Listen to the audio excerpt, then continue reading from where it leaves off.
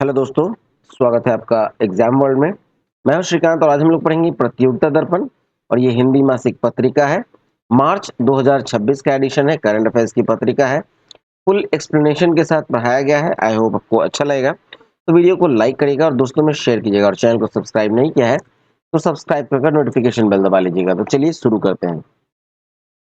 करते हैं हम लोग राष्ट्रीय घटनाक्रम से, जहाँ पहला है कि गणतंत्र को शक्तिशाली बनाने में सभी वर्गों के योगदान की राष्ट्रपति द्वारा अपने संबोधन में सराहना। तो देखिए, ये जो गणतंत्र दिवस की पूर्व संध्या मतलब जो 26 जनवरी को गणतंत्र दिवस है, तो 25 जनवरी 2026 को राष्ट्र के नाम संबोधन किया गया। किसके द्वारा? तो राष्ट्रपति द्रौपदी मुर्मू के द्वारा। ठीक है।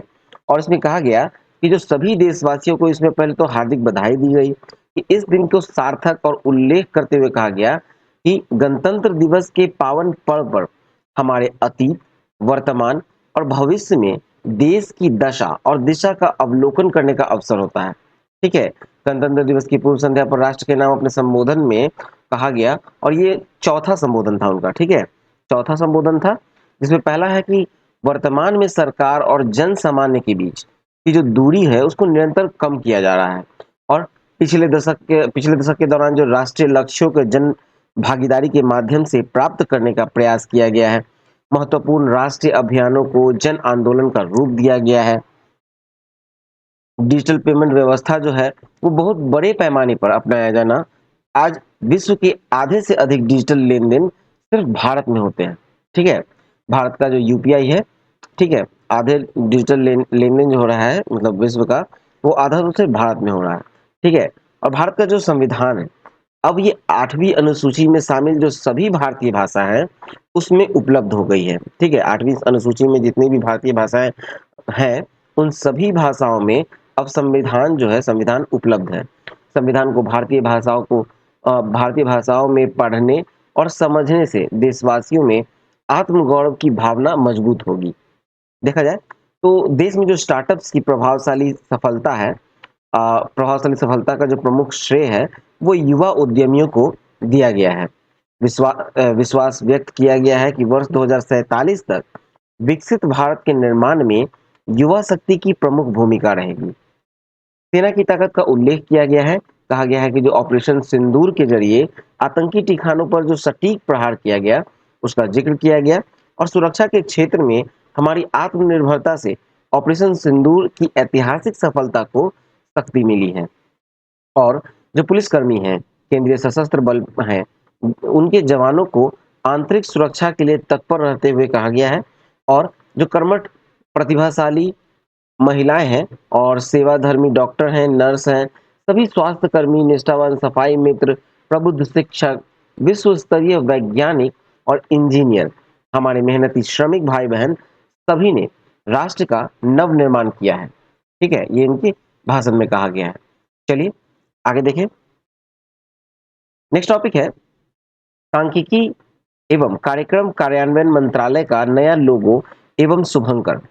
देखा जाए तो 1 जनवरी को केंद्र सरकार की जो सांख्यिकी और कार्यक्रम कार्यान्वयन मंत्रालय है, उसने अपना नया प्रतीक मतलब लोगो और शुभंकर दोनों लॉन्च किया है। ठीक है। विज्ञप्ति में बताया गया कि जो लोगो है उसमें अशोक चक्र है। अशोक चक्र जो सत्य, पारदर्शिता और सुशासन का प्रतीक है। वहीं जो मध्य में है, मध्य में देखा जाए तो ये रुपया का सिंबल है। ठीक है। मध्य में स्थित जो रुपये का सिंबल है वो आर्थिक नियोजन, नीति निर्माण और राष्ट्रीय विकास के आंकड़ों की महत्वपूर्ण भूमिका को रेखांकित करता है। संख्याओं का प्रतीक दिया गया है, आप यहाँ देख सकते हैं संख्याओं का प्रतीक दिया गया है। ठीक है। और ये प्रतीक का उपयोग जो है वो आधुनिक डाटा प्रणालियों और सांख्यिकी विज्ञान को दर्शाता है। लोगों के ऊपर जो ऊपर की ओर बढ़ती हुई जो विकसित रेखा प्रगति को दर्शाती है और बताती है कि विश्वसनीय डेटा सतत आर्थिक विकास की कैसे सहायता करता है। लोगों में देखा जाए तो केसरिया, सफेद और हरा रंग, ठीक है, केसरिया, सफेद और हरा और गहरा नीला रंग जो है, ठीक है, जो दिखाया जा रहा है केसरिया, आपको हरा और गहरा नीला रंग जो है, ठीक है, तो ये राष्ट्रीय मूल्यों, विकास, सत्य, स्थिरता और ज्ञान का प्रतिनिधित्व करता है, जो आधिकारिक आंकड़ों को मतलब बड़ों से और विश्वसनीयता को मजबूत करते हैं। ठीक है? देखिए, इसका जो शुभंकर है, जो मैस्कट है, जो कि सांख्यिकी नाम दिया गया है, सांख्यिकी नाम दिया गया है और ये एक मैत्रीपूर्ण और लोक केंद्रित चरित्र है, जिस देश भर के लोगों के लिए आंकड़ों का सरल, समझने योग्य और आकर्षक बनाने के लिए बनाया गया है। जो नया शुभंकर है, सांख्यिकी और कार्यान्वयन मंत्रालय के मूल मूल्यों, सटीकता, पारदर्शिता और डेटा आधारित शासन का दर्शाता है और आंकड़ों को इस तरह प्रस्तुत करता है जो आम जनता के लिए समझना सरल है। ठीक है? नेक्स्ट है भारतीय विशिष्ट पहचान प्राधिकरण। ठीक है? जो भारतीय विशिष्ट पहचान प्राधिकरण है, ठीक है, उसमें आपको आधार का शुभंकर उदय लॉन्च किया गया है। ठीक है? ये आधार का जो शुभंकर है, इसका नाम है उदय। देखा जाए तो जो आधार जारी करने वाले जो भारतीय विशिष्ट पहचान प्राधिकरण है, unique identification authority of India, यानी यूआईडीएआई, उसने आधार का शुभंकर यानी मैस्कट जारी किया, जिसका नाम दिया गया है उदय। ठीक है? चलिए नेक्स्ट देखें। नेक्स्ट है गणतंत्र दिवस परेड 2026 के सर्वश्रेष्ठ मार्चिंग दस्तों और झांकियों का पुरस्कार। तो देखा जाए तो 28 जनवरी 2026 को गणतंत्र दिवस परेड 2026 में उत्कृष्ट प्रदर्शन करने वाले जो मार्चिंग दस्तों, झांकियों के लिए पुरस्कार रक्षा मंत्रालय के द्वारा जारी किया गया है। ठीक है? घोषित किया गया है और ये पुरस्कार दो श्रेणी में दिया गया है। एक है निर्णायकों के निर्णय के आधार पर और दूसरा है नागरिकों की पसंद के आधार पर। देखिए, नागरिकों के पसंद के आधार पर भी दिया गया है और निर्णायकों के निर्णय पर। पहले देखते हैं हम लोग निर्णायकों के निर्णय के आधार पर जो पुरस्कार दिए गए। निर्णायकों के निर्णय के देखा जाए तो तीनों सेनाओं में सर्वश्रेष्ठ मार्चिंग दस्ता जो है वो भारतीय नौसेना रहा। तीनों सेनाओं में सर्वश्रेष्ठ मार्चिंग दस्ता कौन रहा? भारतीय सेना। फिर है आपको सीएपीएफ या अन्य सहायक बलों में सर्वश्रेष्ठ मार्चिंग दस्ता दिल्ली पुलिस का रहा। फिर तीन झांकियों में देखा जाए राज्य, संघ और राज्य क्षेत्र का, तो प्रथम रहा आपको महाराष्ट्र का, जो कि गणेशोत्सव आत्मनिर्भरता का प्रतीक निकाला गया था। ठीक है? दूसरा था आपको जम्मू कश्मीर का, जम्मू कश्मीर और हस्तशिल्प और लोक नृत्य। फिर आपको तीसरा था केरल, केरल रहा तीसरे नंबर पे, जो कि वाटर मेट्रो और 100% डिजिटल साक्षरता आत्मनिर्भर भारत के लिए आत्मनिर्भर केरल। अब देखा जाए केंद्रीय मंत्रालय और विभाग का जो सर्वश्रेष्ठ झांकी रहा, तो उसमें संस्कृति मंत्रालय का रहा आपको। ठीक है? वंदे मातरम एक राष्ट्र की आत्मा की पुकार। विशेष पुरस्कार भी कुछ दिए गए, जैसे कि केंद्रीय लोक निर्माण विभाग वंदे मातरम 150 वर्षों का उत्सव उसका थीम था। ठीक है? फिर आपको वंदे मातरम भारत की शाश्वत गूंज नृत्य समूह। अब देखिए दूसरा आते हैं हम लोग नागरिकों की पसंद के आधार पर जो दिया गया। ठीक है? जो लोकप्रिय पसंद श्रेणी में पुरस्कार हुआ, वो तीन सेनाओं में जो सर्वश्रेष्ठ मार्चिंग दस्ता रहा वो रहा असम रेजिमेंट। सीएपीएफ अन्य सहायक बलों में सर्वश्रेष्ठ मार्चिंग दस्ता रहा आपको सीआरपीएफ। फिर तीन झांकियों में जो कि राज्य, संघ और राज्य क्षेत्र का रहा था, उसमें पहले स्थान पे रहा था गुजरात, जो कि स्वदेशी का मंत्र, आत्मनिर्भरता, स्वतंत्रता और वंदे मातरम इसका थीम था। दूसरा था आपको उत्तर प्रदेश, दूसरे स्थान पे कौन रहा?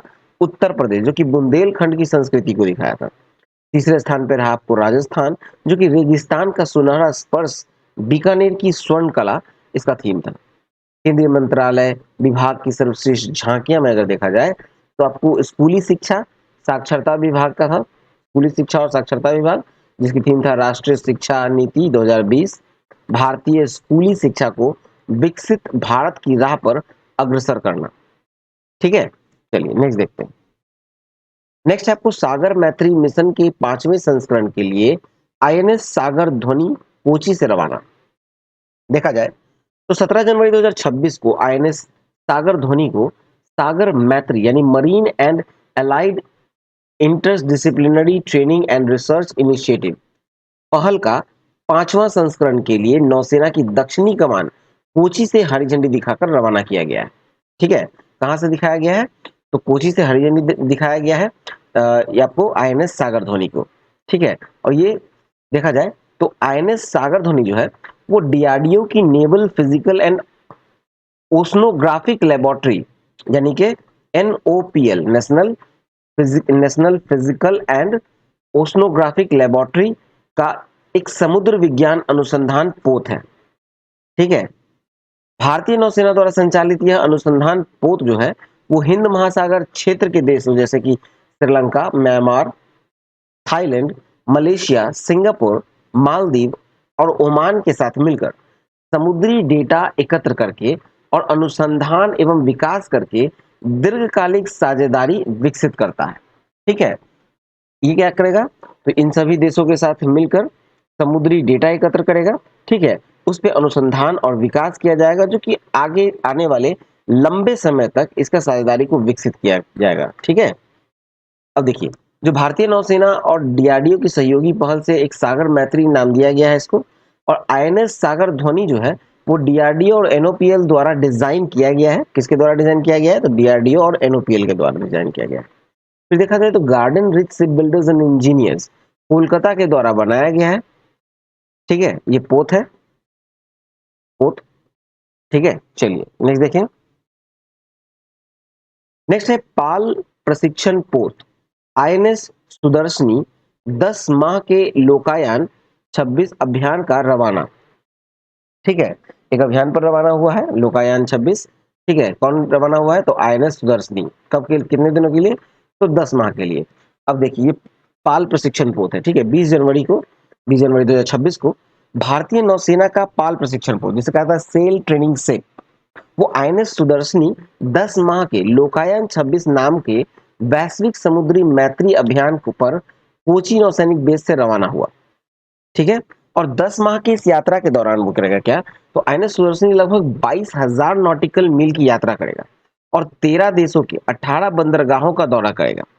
ये अभियान जो है, इस अभियान में दौरान जो है पोत जो है वो फ्रांस के प्रसिद्ध समुद्री महोत्सव एस्केल ए सेट यानी स्केल ए सेट में भाग लेगा।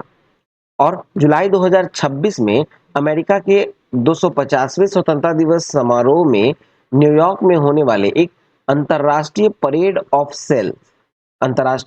सेल्स के दौरान भव्य अंतर्राष्ट्रीय बेड़े सेल 2050 में शामिल होगा। ठीक है, गोवा सीपीआर लिमिटेड द्वारा निर्मित जो आईएनएस सुदर्शनी है वो भारतीय नौसेना का लगभग आपको देखा जाए तो 54 मीटर लंबा है। ठीक है, और 20 पालो यानी सेल्स से सुसज्जित सुसज्जित ये नौकायान प्रशिक्षण पोत है। ठीक है, देखिए नेक्स्ट आते हैं। नेक्स्ट है आपको 1500 वर्ष पुरानी पाल विधि से निर्मित नौसेना का नौकायान पोत आईएनएसवी कैंडियन। ठीक है, आईएनएसवी कैंडियन ने जो है वो 18 दिन में पोरबंदर से मस्कट पहुंचा है। देखिए, 14 जनवरी 2026 को भारतीय नौसेना का लगभग 1500 वर्ष पुराना जो कि पाल विधि से निर्मित है नौकायान पोत जो है आईएनएस, इसका नाम है आपको आईएनएसवी कैंडिन्य। ठीक है, ये 18 दिन की यात्रा करके पोरबंदर से मस्कट पहुंचा है। देखिए, है क्या कि ये लगभग 1500 वर्ष पुराना विधि से बना हुआ है। मतलब एक नाव बोट है, वहां जो पहले के बोट में देखा जाता था वो पर्दे लगे होते थे। ठीक है, उसी तरह से ये बना हुआ है। देखिए, 29 दिसंबर को ये पोरबंदर से ओमान की अपनी पहली विदेश यात्रा पर रवाना हुआ था और चौथी पांचवी शताब्दी के जो भारतीय जहाज का मॉडल पर बना हुआ है। निर्माण में किसी भी कील या धातु का इस्तेमाल नहीं हुआ है। लकड़ी के तख्तों से बने हुए पोत को नारियल की रेशे से सिला गया है। इंजन रहित, मतलब इंजन रहित पोत है और ये पैडल, कपड़े और पाल व हवा के सहारे चलता है। ठीक है, इसमें इंजन है ही नहीं, पैडल, कपड़े के पाल और हवा के सहारे ही चलता है। ठीक है, देखिए, ये अजंता की गुफा में जो दर्शाया गया एक व्यापारिक पोत के डिजाइन पर आधारित है। ठीक है, अजंता की गुफा में जो दर्शाया गया व्यापारिक पोत है उसके डिजाइन पर यह आधारित है पोत। और इसका निर्माण जो है वो केंद्र सरकार की संस्कृति मंत्रालय, भारतीय नौसेना तथा गोवा की एक निजी बोट बिल्डर कंपनी होडी इनोवेशन, ठीक है, होडी इनोवेशन प्राइवेट लिमिटेड के बीच एक त्रिपक्षीय मतलब 3 साइडेड जो समझौता था उसके द्वारा समझौता हुआ था और इसे 21 मई 2025 को भारतीय नौसेना में कमीशन किया गया था। ठीक है, ये आपको आईएनएसवी कैंडिने को। ठीक है, नेक्स्ट देखें, इसरो का वर्ष 2026 का पहला उपग्रह प्रक्षेपण मिशन विफल। देखा जाए तो पीएसएलवी C62 के तीसरे चरण में विफलता हासिल हुई। ठीक है, इसका तो पीएसएलवी C62 जो था उसमें विफलता हासिल हुआ है और इसरो का ये वर्ष 2026 का पहला उपग्रह प्रक्षेपण मिशन था जो कि असफल रहा। देखिए, 12 जनवरी को प्रातः 10:18 पर उड़ान भरा गया था और भारतीय अंतरिक्ष अनुसंधान संगठन जो इसरो है, वो नववर्ष 2026 में पहला उपग्रह प्रक्षेपण विफल हो गया। 16 उपग्रह को लेकर ये पीएसएलवी 662 जो था, वो श्रीहरिकोटा सतीश धवन अंतरिक्ष केंद्र से उड़ान भरा था। 17 मिनट के उड़ान के बाद उपग्रह को 512 किलोमीटर की ऊंचाई पर सूर्य समकालिक कक्षा अथवा जिसको सन सिंक्रोनस ऑर्बिट कहा जाता है, एसएसओ, उसमें स्थापित किया जाना था। किंतु जो तीसरा चरण था जिसमें स्ट्रैप ऑन मोटर्स द्वारा थ्रस्ट प्रदान करता है, उस समय रॉकेट अपने पथ से भटक गया और उपग्रह को कक्षा में स्थापित नहीं कर सका। ठीक है, और देखा जाए तो ये लगातार दूसरा अवसर है जब तीसरे चरण में समस्या आने से पीएसएलवी अपने मिशन में सफल नहीं हो पा। ठीक है, देखिए पीएसएलवी की गणना जो है वो विश्व के सबसे विश्वसनीय प्रक्षेपण में किया जाता है, क्योंकि इसी के जरिए आपको चंद्रयान 1, मंगलयान, आदित्य L1, एस्ट्रोसेट जैसा मिशन को लॉन्च किया गया था। ठीक है, इसलिए इसको बहुत विश्वसनीय माना जाता है, लेकिन ये लगातार दूसरा असफल रहा अभियान। चलिए शुरू करते हैं, नेक्स्ट टॉपिक की ओर बढ़ते हैं हम लोग। नेक्स्ट टॉपिक है स्वदेश निर्मित पहले हल्के लड़ाकू विमान तेजस की पहली उड़ान की 25 वर्ष पूर्ण। जो तेजस हवाईयान है, विमान है तेजस, जो कि बहुत ही हल्का है, स्वदेश निर्मित है और उसका पहला उड़ान का 25 वर्ष पूर्ण हो गया। देखा जाए तो 4 जनवरी 2026 को भारत के स्वदेशी हल्के लड़ाकू विमान, जिसे लाइट कॉम्बैट एयरक्राफ्ट कहा जाता है, तेजस ने अपनी पहली उड़ान के 25 वर्ष पूर्ण कर लिए। इस विमान की जो पहली टेक्नोलॉजी है, टेक्नोलॉजी डेमोन्स्ट्रेटर उड़ान, वो 4 जनवरी 2001 को बेंगलुरु से हुई थी। 2003 में तत्कालीन जो प्रधानमंत्री थे अटल बिहारी वाजपेयी ने इसको आधिकारिक रूप से तेजस नाम दिया था। विमान की पहली उड़ान की 25वीं वर्षगांठ के उपलक्ष्य में एरोनॉटिकल डेवलपमेंट एजेंसी ने 2 दिवसीय राष्ट्रीय संगोष्ठी एरोनॉटिक्स 2047 का आयोजन बेंगलुरु में 4 से 5 जनवरी 2026 को किया है। ठीक है, नेक्स्ट टॉपिक है भारतीय तटरक्षक बल को मिला पहला स्वदेशी प्रदूषण नियंत्रण पोत समुद्र प्रताप। तटरक्षक बल में सबसे बड़ा पोत है। ठीक है, भारतीय तटरक्षक बल को मिला है पहला स्वदेशी प्रदूषण नियंत्रण पोत, समुद्र प्रताप नाम है इसका, और ये तटरक्षक बल में सबसे बड़ा पोत है। 5 जनवरी को 2 प्रदूषण नियंत्रण पोत में से पहला स्वदेशी प्रदूषण नियंत्रण पोत यानी कि पॉल्यूशन कंट्रोल वेसल जो है, जिसका नाम है आईसीजीएस समुद्र प्रताप, भारतीय तटरक्षक बल यानी इंडियन कोस्ट गार्ड में कमीशन किया गया है। इसके निर्माण करता है आपको गोवा शिपयार्ड लिमिटेड। 5 जनवरी 2026 को गोवा में आयोजित समारोह में रक्षा मंत्री राजनाथ सिंह और मुख्यमंत्री प्रमोद सावंत और अन्य वरिष्ठ अधिकारियों की उपस्थिति में इसे तटरक्षक बल में औपचारिक रूप से शामिल किया गया था। ठीक है, और इस श्रेणी का दूसरा पोत जो है, जिसका नाम है समुद्र प्रचेत अभी समुद्री परीक्षण के दौर में है और वह भी तटरक्षक बल को शीघ्र ही प्राप्त हो जाएगा। ठीक है, इसका जो लंबाई चौड़ाई देखें तो 114.5 मीटर लंबा है, 4170 टन विस्थापन क्षमता है और ये पोत जो है वो 22 नॉट यानी 41 किलोमीटर प्रति 25 मीटर प्रति घंटा की गति से चल सकता है। ठीक है, 25 मतलब 41 किलोमीटर प्रति 25 मिनट के प्रति मीटर प्रति घंटा की गति से चल सकता है। ठीक है, इसमें 60% से अधिक स्वदेशी सामग्री का इस्तेमाल हुआ है। स्वदेशी विद्युत प्रबंधन प्रणाली, आग बुझाने की उच्च क्षमता वाली प्रणाली युक्त इस पोत में शामिल होने से भारत की जो समुद्री प्रदूषण से निपटने की जो क्षमता है उसमें वृद्धि होगी और रक्षा निर्माण में आत्मनिर्भरता की दिशा में देश मजबूत होगा। ठीक है, चलिए नेक्स्ट टॉपिक देखते हैं। नेक्स्ट टॉपिक है 2025 में भारत में मौसम के संबंध में भारतीय मौसम विज्ञान विभाग की रिपोर्ट। देखा जाए तो 1 जनवरी को बीते वर्ष 2025 में भारत में जो मौसम संबंधी रिपोर्ट थे, भारतीय मौसम विज्ञान विभाग यानी इंडियन मेट्रोलॉजिकल डिपार्टमेंट ने जारी की है। रिपोर्ट के अनुसार बताया गया कि भारत में सतह की हवा का औसतन तापमान जो है, यानी कि जो annual mean land surface air temperature है, ठीक है, वो 1991 से 2000 की दीर्घकालिक औसत की तुलना में 0.28 डिग्री सेल्सियस अधिक रहा है। इस तरह भारत के लिए वर्ष 2025 1901 जब से आंकड़ा उपलब्ध है, उसके पश्चात अब तक का 8वां सर्वाधिक गर्म वर्ष रहा है। समझे? मतलब 1901 से लेकर अभी 2025 में जो हम लोग हैं, 26 में हैं, तो 2025 जो है, वर्ष 2025 वो 8वां सर्वाधिक गर्म वर्ष है। 1901 से जब आंकड़ा उपलब्ध है हमारे पास, और वहां से अभी 2025 तक में ये 8वां सर्वाधिक गर्म वर्ष है। इस रिपोर्ट में कहा गया है कि जो वर्ष 2024 था, जब सतह से हवा का तापमान दीर्घकालिक औसत से 0.65 डिग्री सेल्सियस अधिक था, भारत के लिए सबसे गर्म वर्ष था। ठीक है, सबसे गर्म वर्ष कौन सा रहा है? 2024 रहा है। कैसे? तो जो सतह से हवा का तापमान दीर्घकालिक औसत से 0.65 डिग्री सेल्सियस अधिक था। ठीक है, और वर्ष 2025 में जो देश में वर्षा के संबंध में जो मौसम विज्ञान विभाग की रिपोर्ट में बताया गया है कि वर्ष के दौरान वर्षा दीर्घकालिक औसत का 110% रही है। दक्षिण अंडमान सागर और निकोबार द्वीप में अपनी सामान्य तिथि जो 6 दिन पूर्व यानी कि 13 मई को ही ये पहुंच गया, जबकि केरल में यही अपनी सामान्य तिथि 1 जून से 8 दिन पूर्व 24 मई को ही पहुंच गया। दक्षिण पश्चिम मानसून जो है पूरे देश में अपनी सामान्य तिथि 8 जुलाई से 9 दिन पूर्व यानी 29 जून 2025 को सक्रिय हो गया था। चक्रवाती तूफान देखा जाए तो रिपोर्ट के अनुसार 2025 के दौरान 4 चक्रवाती तूफान जो है वो भारतीय तटों को प्रभावित किया है।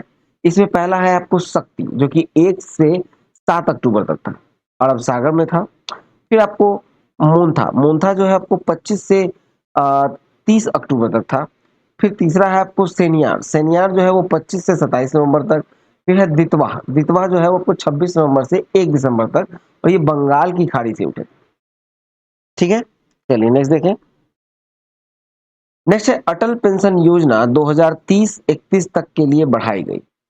देखा जाए तो 21 जनवरी को बैठक में असंगठित क्षेत्र के कम आय वाले जो कामगार हैं, वो अन्य नागरिकों को 60 वर्ष की उम्र के पश्चात सुनिश्चित पेंशन उपलब्ध कराने के लिए शुरू की गई है। अटल पेंशन योजना को 2030-31 के लिए बढ़ा दिया गया। वर्ष 2015 में शुरू की गई जो शैक्षणिक अंशदान पर आधारित इस योजना के तहत 18 से 40 वर्ष की आयु तक के गैर आयकर दाता व्यक्ति अपनी इच्छित पेंशन, जो कि 1,000 रुपए से अधिकतम 5,000 रुपए हो सकती है, का विकल्प चुन सकते हैं, तथा इसके अनुरूप ही अपना मासिक योगदान उन्हें इसके लिए करना होता है। ये योगदान जो है आपको मासिक, त्रैमासिक और अर्धवार्षिक आधार पर किया जा सकता है। ठीक है, अटल पेंशन योजना में। और लाभार्थी की मृत्यु के बाद यही पेंशन उसके जीवन साथी को आजीवन प्राप्त होती है। ठीक है, अब आते हैं हम लोग राज्य समाचार की ओर। राज्य की ग्रामीण अर्थव्यवस्था व महिला सशक्तिकरण को बढ़ावा देने के लिए बिहार सरस मेला। देखा जाए तो 12 दिसंबर 2025 से 4 जनवरी 2026 के दौरान ग्रामीण विकास विभाग के तत्वाधान में बिहार सरस मेला पटना के गांधी मैदान में संपन्न हुआ है। ठीक है, कहाँ हुआ है? तो पटना के गांधी मैदान में। बिहार की कला, संस्कृति, महिला उद्यमिता, हस्तशिल्प, स्थानीय उत्पादों का प्रदर्शन इस मेले में किया गया है। ठीक है, देखा जाए तो स्वयं सहायता समूह जो है, जो सेल्फ हेल्प ग्रुप्स हैं, उनकी महिला कारीगरों ने अपने हस्तशिल्प, हथकरघा उत्पाद और खाद्य पदार्थों की बिक्री के स्टॉल मेले में लगाए थे। बिहार सरस मेला जो है वो 18 लाख से ज्यादा लोग आए, और 28.52 करोड़ रुपए से अधिक का कारोबार इस मेले में हुआ है। ठीक है, देखा जाए जो मेले का थीम था आपको हुनरमंद हाथों में हुनरमंद हाथों से सजदा बिहार। ठीक है, हुनरमंद हाथों से सजदा बिहार। चलिए नेक्स्ट देखते हैं। नेक्स्ट है आपको जैसलमेर मरु महोत्सव 2026। तो देखा जाए तो 30 जनवरी से 1 फरवरी 2026 को राजस्थान पर्यटन विभाग के तत्वावधान में 47वां जैसलमेर मरु महोत्सव संपन्न हुआ है। महोत्सव का जो थीम था बिट्स ऑफ द थार। ठीक है, थार रेगिस्तान की पारंपरिक कला, धुनों लोक वाद्यों और सदियों पुरानी विरासत का प्रदर्शन इस महोत्सव में हुआ है। महोत्सव की पारंपरिक प्रतियोगिताएं जैसे कि मिस्टर डेजर्ट और मिस मूमल भी महोत्सव में संपन्न हुए। ऊंट दौड़, ऊंट पोलो, ऊंट बॉडी पेंटिंग, कठपुतली शो, ये सब भी विशेष आकर्षण रहे। नेक्स्ट है मुख्यमंत्री दुग्ध उत्पादक संबल योजना के तहत 4 लाख दुग्ध उत्पादकों के लिए 50 करोड़ का ट्रांसफर। देखा जाए तो 22 जनवरी 2026 को इस योजना के तहत 4 लाख पात्र अभ्यर्थी लाभार्थियों के खातों में लगभग 50 करोड़ की राशि ट्रांसफर की गई। ठीक है, 4 लाख पात्र लाभार्थियों के खातों में दिया गया लगभग 50 करोड़ की राशि। राजस्थान में पशुपालन को बढ़ावा देने के लिए शुरू की गई इस योजना के तहत क्या होता है कि राज्य के जो पशुपालक हैं, इस योजना के तहत दुग्ध बेचने पर 5 रुपए प्रति लीटर जो है अनुदान जो है राज्य सरकार के द्वारा प्रदान किया जाता है। ठीक है, चलिए नेक्स्ट देखते हैं। अब आते हैं हम लोग अंतरराष्ट्रीय घटनाक्रम में। जर्मनी के चांसलर फ्रेडरिक मार्च की भारत यात्रा। देखा जाए तो 12 से 13 जनवरी को प्रधानमंत्री नरेंद्र मोदी के निमंत्रण पर जर्मनी के चांसलर फ्रेडरिक मर्ज ने भारत की आधिकारिक यात्रा की। भारत की उनकी ये पहली यात्रा जो है वो अहमदाबाद, गांधीनगर और बेंगलुरु तक ही सीमित रही। 12 जनवरी को जर्मन चांसलर जो है मर्ज वो अहमदाबाद पहुंचे, जहां हवाई अड्डे पर उनकी अगवानी गुजरात के राज्यपाल आचार्य देवव्रत के साथ वहां के मुख्यमंत्री भूपेंद्र पटेल ने की। प्रधानमंत्री नरेंद्र मोदी ने मेहमान चांसलर मर्ज का स्वागत साबरमती आश्रम में किया। दोनों साथी आश्रम से साबरमती रिवर फ्रंट पहुंचे, जहां की अंतर्राष्ट्रीय पतंग महोत्सव का उद्घाटन दोनों नेताओं ने मिलकर किया है। गांधीनगर में महात्मा मंदिर में दोनों नेताओं के बीच द्विपक्षीय वार्ता हुई और पहले ये समिति स्तर पर वार्ता हुई, ठीक है, उसके बाद प्रतिनिधि मंडल स्तर पर हुई है। ठीक है, देखिए विदेश मंत्री एस जयशंकर, राष्ट्रीय सुरक्षा सलाहकार अजीत डोभाल और विदेश सचिव विक्रम मिश्री इस प्रतिनिधि मंडल के स्तर पर वार्ता में शामिल थे। वार्ता का फोकस था भारत व जर्मनी के बीच द्विपक्षीय संबंधों को मजबूत करने पर। ठीक है, और देखिए जो मौजूदा वैश्विक उथल-पुथल से निपटने के लिए आपसी रणनीतिक साझेदारी को विस्तार देने का फैसला किया गया।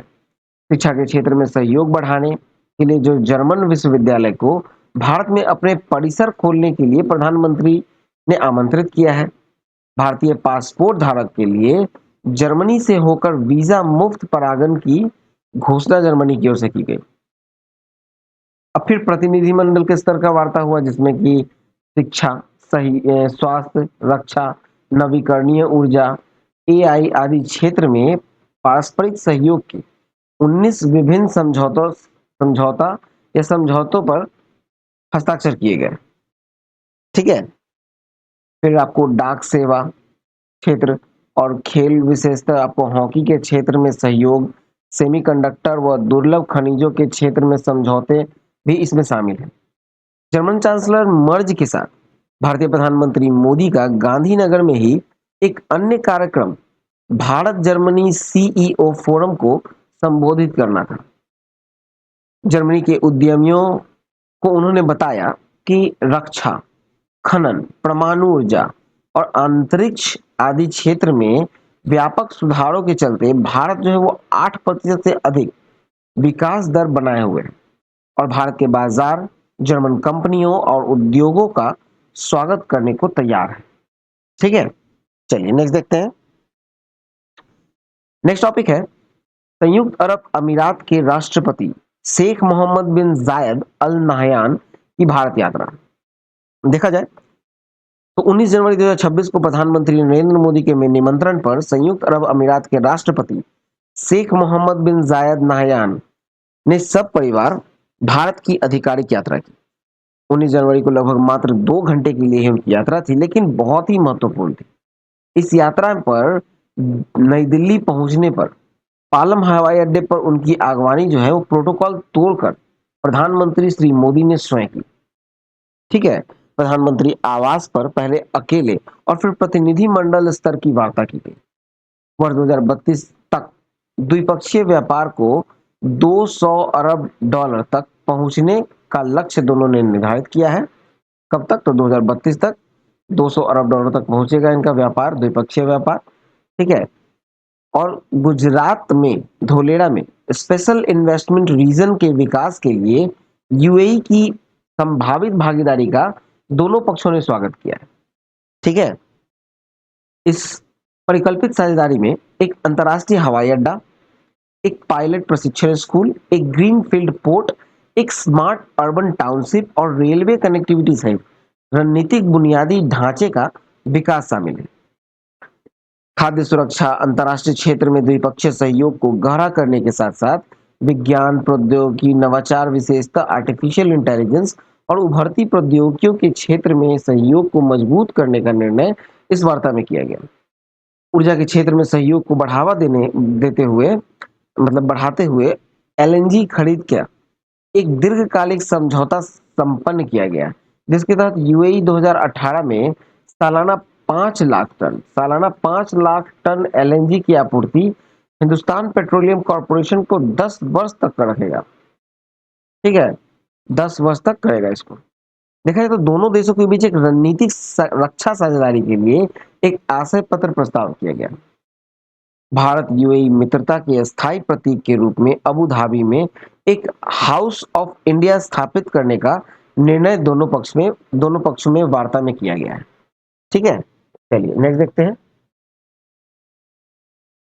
इसमें आगे है Bharat sustainable harnessing and advancement of nuclear energy for transforming India, मतलब शांति। इस कानून का अधिनियमन दोनों नेताओं ने स्वागत किया। राष्ट्रपति शेख नहयान को गुजरात का हाथ के नक्काशी किया हुआ एक लकड़ी का झूला और चांदी बॉक्स में कश्मीरी पश्मीना शॉल भी मोदी ने भेंट की।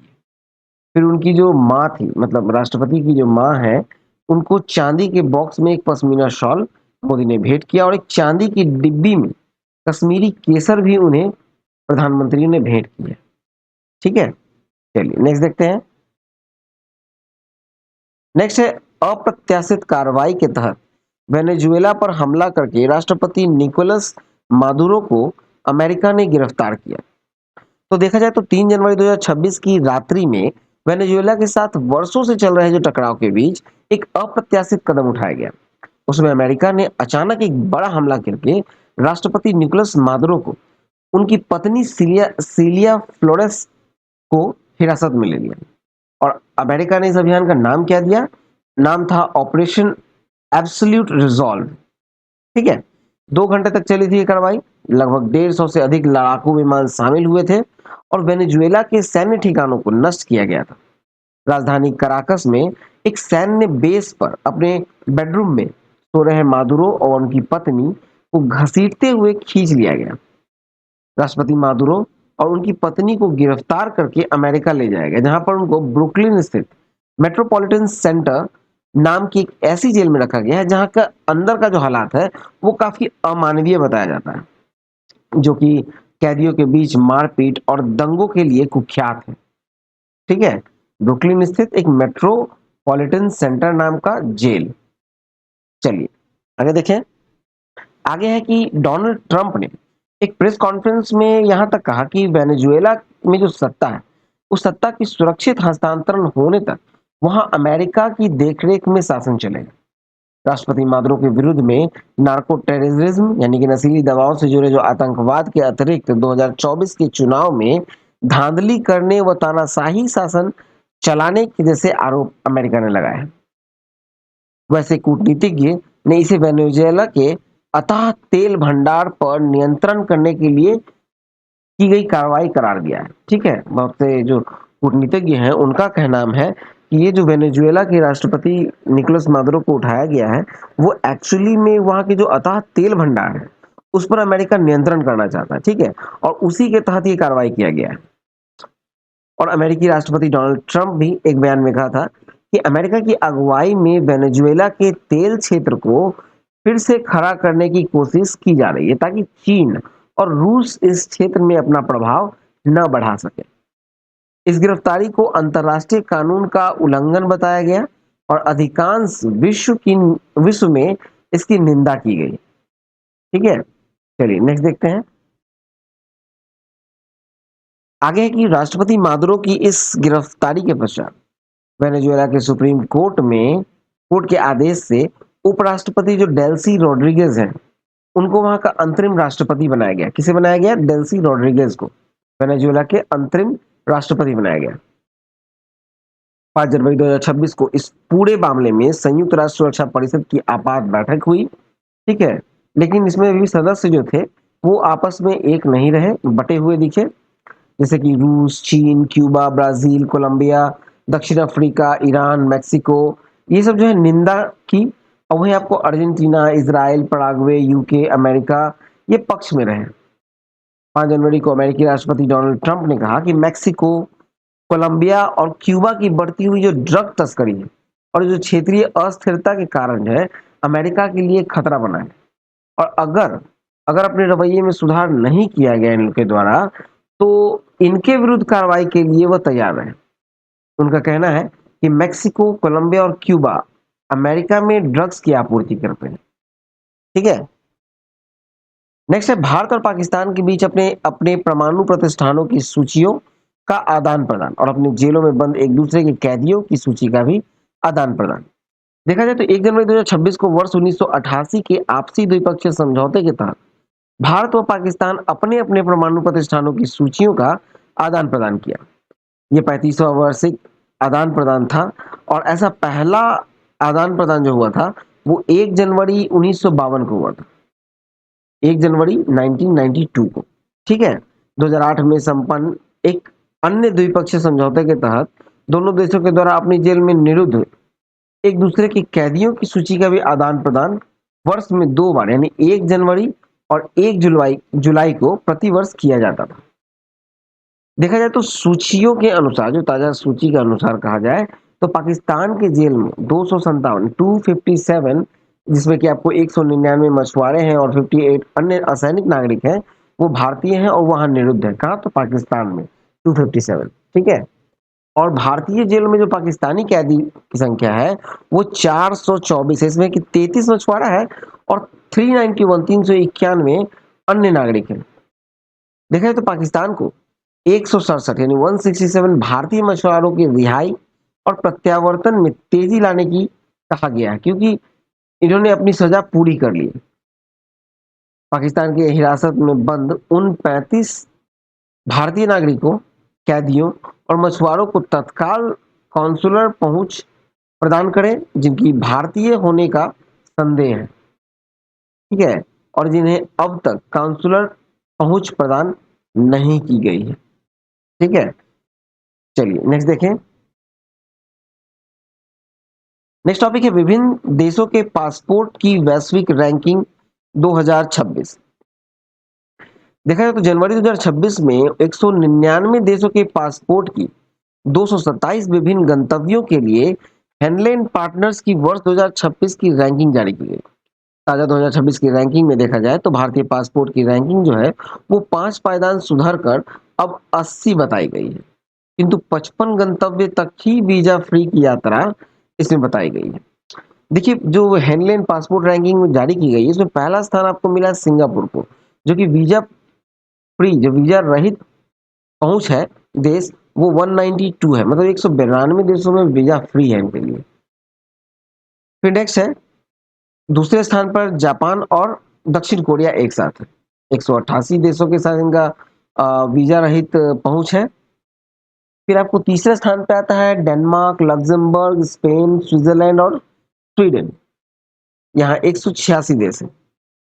फिर चौथे स्थान पे आ गया आपको Austria, Belgium, Finland, France, Germany, Greece, Ireland, Italy, Netherland और नॉर्वे। ठीक है, यहाँ 185 देशों का कहा गया है वीजा रहित पहुंच है। फिर आपको जो नीचे से रैंकिंग आती है उसमें सबसे नीचे आता है अफगानिस्तान का 101वें स्थान पर है और मात्र 24 देश हैं जहां पर इनको वीजा फ्री एंट्री। फिर आपको सीरिया है लास्ट में 100 नंबर पे। फिर आपको इराक है 98वें नंबर पे, आपको यमन और पाकिस्तान है जहाँ पे आपको 31 देशों के लिए वीज़ा फ्री है। सोमालिया है, फिर नेपाल है, बांग्लादेश है, फिर आपको फिलिस्तीन, उत्तर कोरिया और एरिट्रिया है, श्रीलंका और लीबिया है। ठीक है? 93 पे श्रीलंका और लीबिया है। चलिए नेक्स्ट देखते हैं। इसमें आगे है कि भारत के पड़ोसी देशों की रैंकिंग देखी जाए, तो भारत जो है वो 80वें स्थान पे है। ठीक है?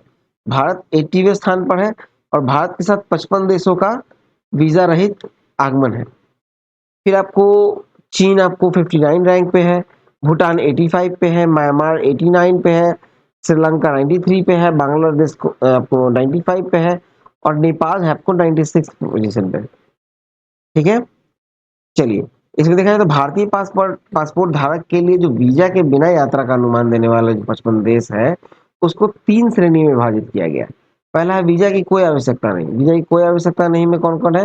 Angola, Barbados, Bhutan, British Virgin island, Cook island, Dominica, Fiji, Grenada, Haiti, Jamaica, Kazakhstan, फिर आपको Kiribati, Macao, Malaysia, Mauritius, Micronesia, Montserrat, Nepal, Philippines, Rwanda, Senegal, Saint Vincent and the Grenadines, फिर आपको थाईलैंड, त्रिनिदाद एंड टोबैगो और Vanuatu. ठीक है? ये जो आपको लिस्ट है, ठीक है? उसमें आपको वीजा की कोई आवश्यकता नहीं है। 25 देशों की लिस्ट है। यहाँ आपको कोई आवश्यकता नहीं है। चलिए नेक्स्ट देखते हैं। दूसरा इसमें आता है आपको ईटीए की आवश्यकता। ईटीए की आवश्यकता में 3 देश हैं, केन्या, सेशेल्स और सेंट किट्स एंड नेविस। फिर तीसरा कैटेगरी है आपको पहुंच पर वीजा की सुविधा, वीजा ऑन अराइवल।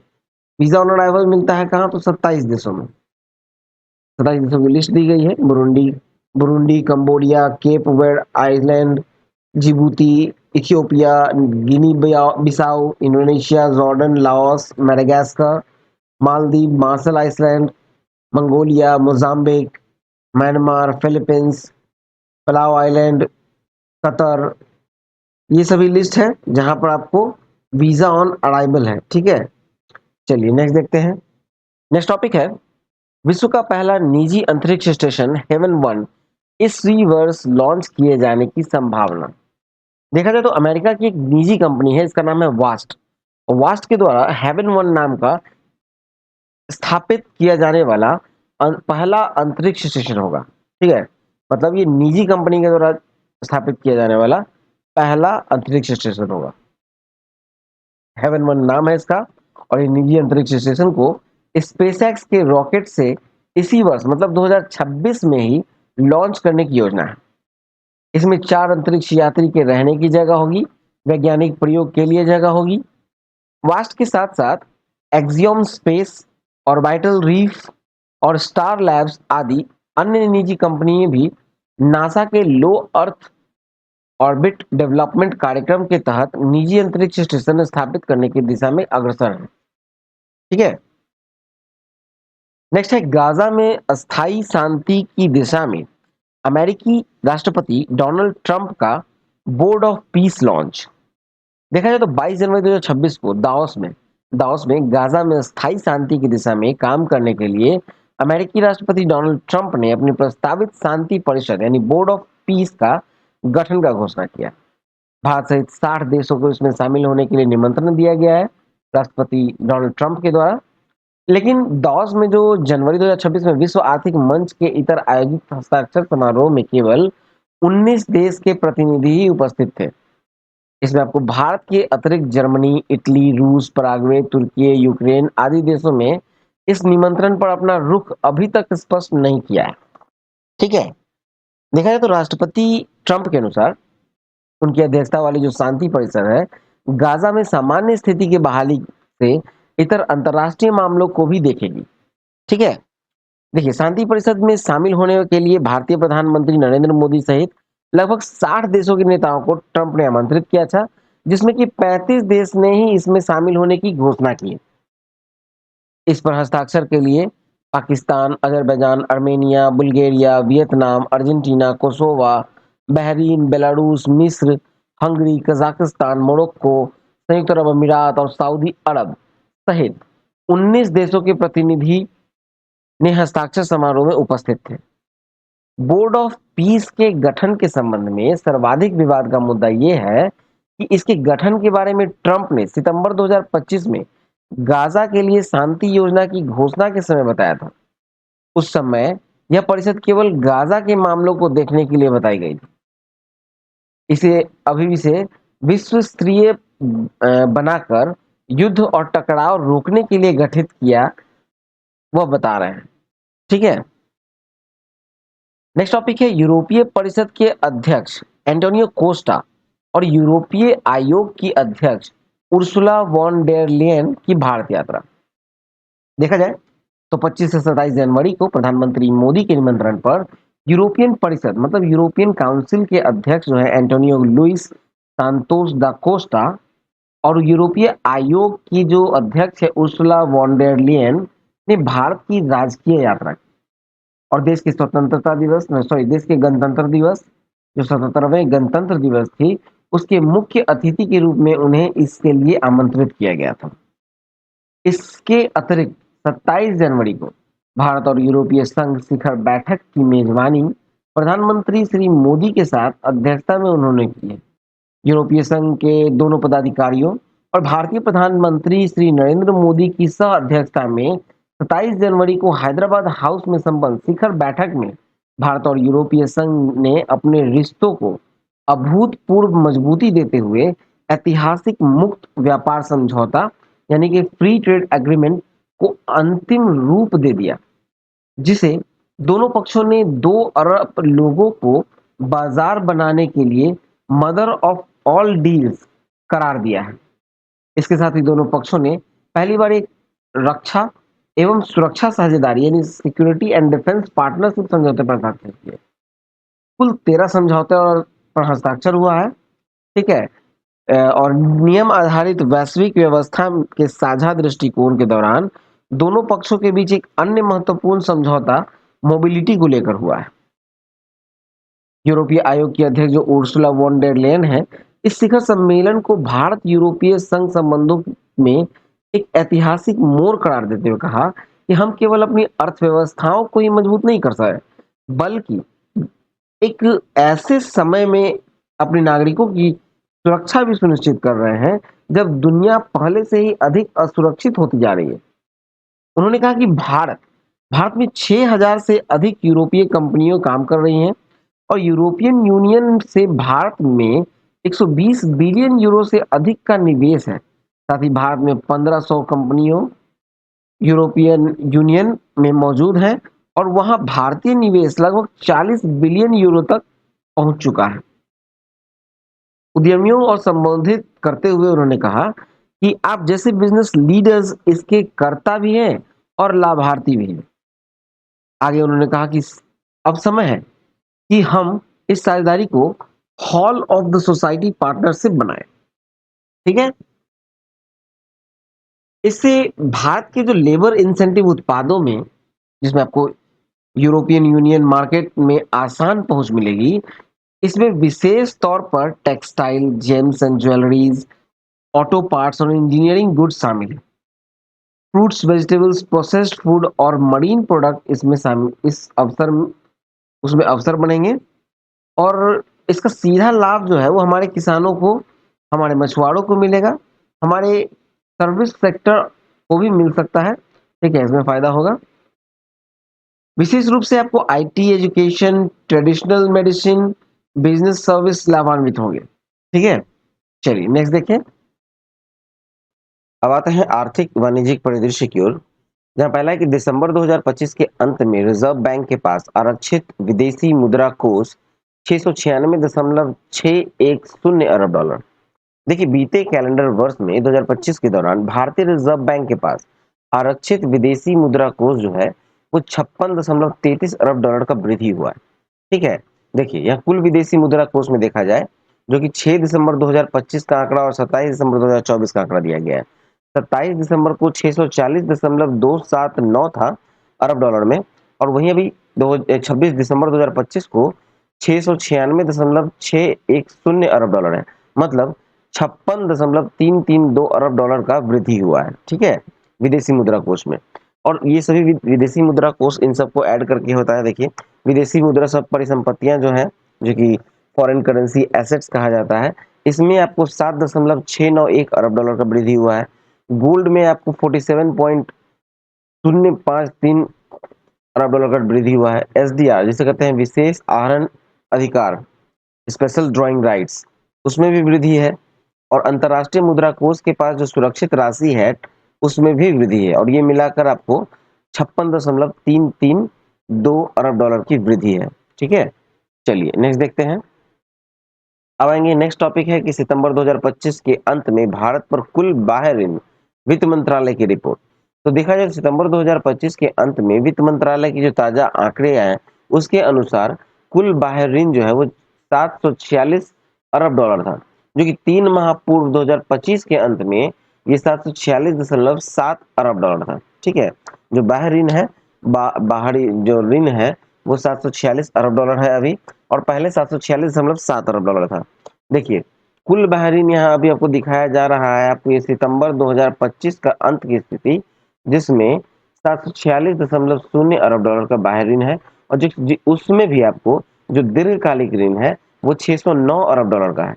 और कुल बाह्य ऋण में दीर्घकालिक ऋण का भाग जो है वो 81.6% है, ठीक है। मतलब 746 अरब डॉलर में आपको जो बाहर जो दीर्घकालिक है, मतलब लॉन्ग टर्म जो ऋण है वो 609 अरब डॉलर है। और इसमें से इन दोनों का एवरेज परसेंटेज निकालेंगे तो जो कि दीर्घकालिक का परसेंटेज आता है कुल में वो 81.6% आता है, ठीक है। अब देखिए, अल्पकालिक ऋण जो शॉर्ट टर्म के लिए होता है, ठीक है, 137 अरब डॉलर है, जो कि परसेंटेज के हिसाब से 18.4% होता है, ठीक है। जीडीपी के प्रतिशत के कुल जीडीपी के प्रतिशत के रूप में जो कुल बाह्य ऋण हो गया वो 19.2% का है, ठीक है।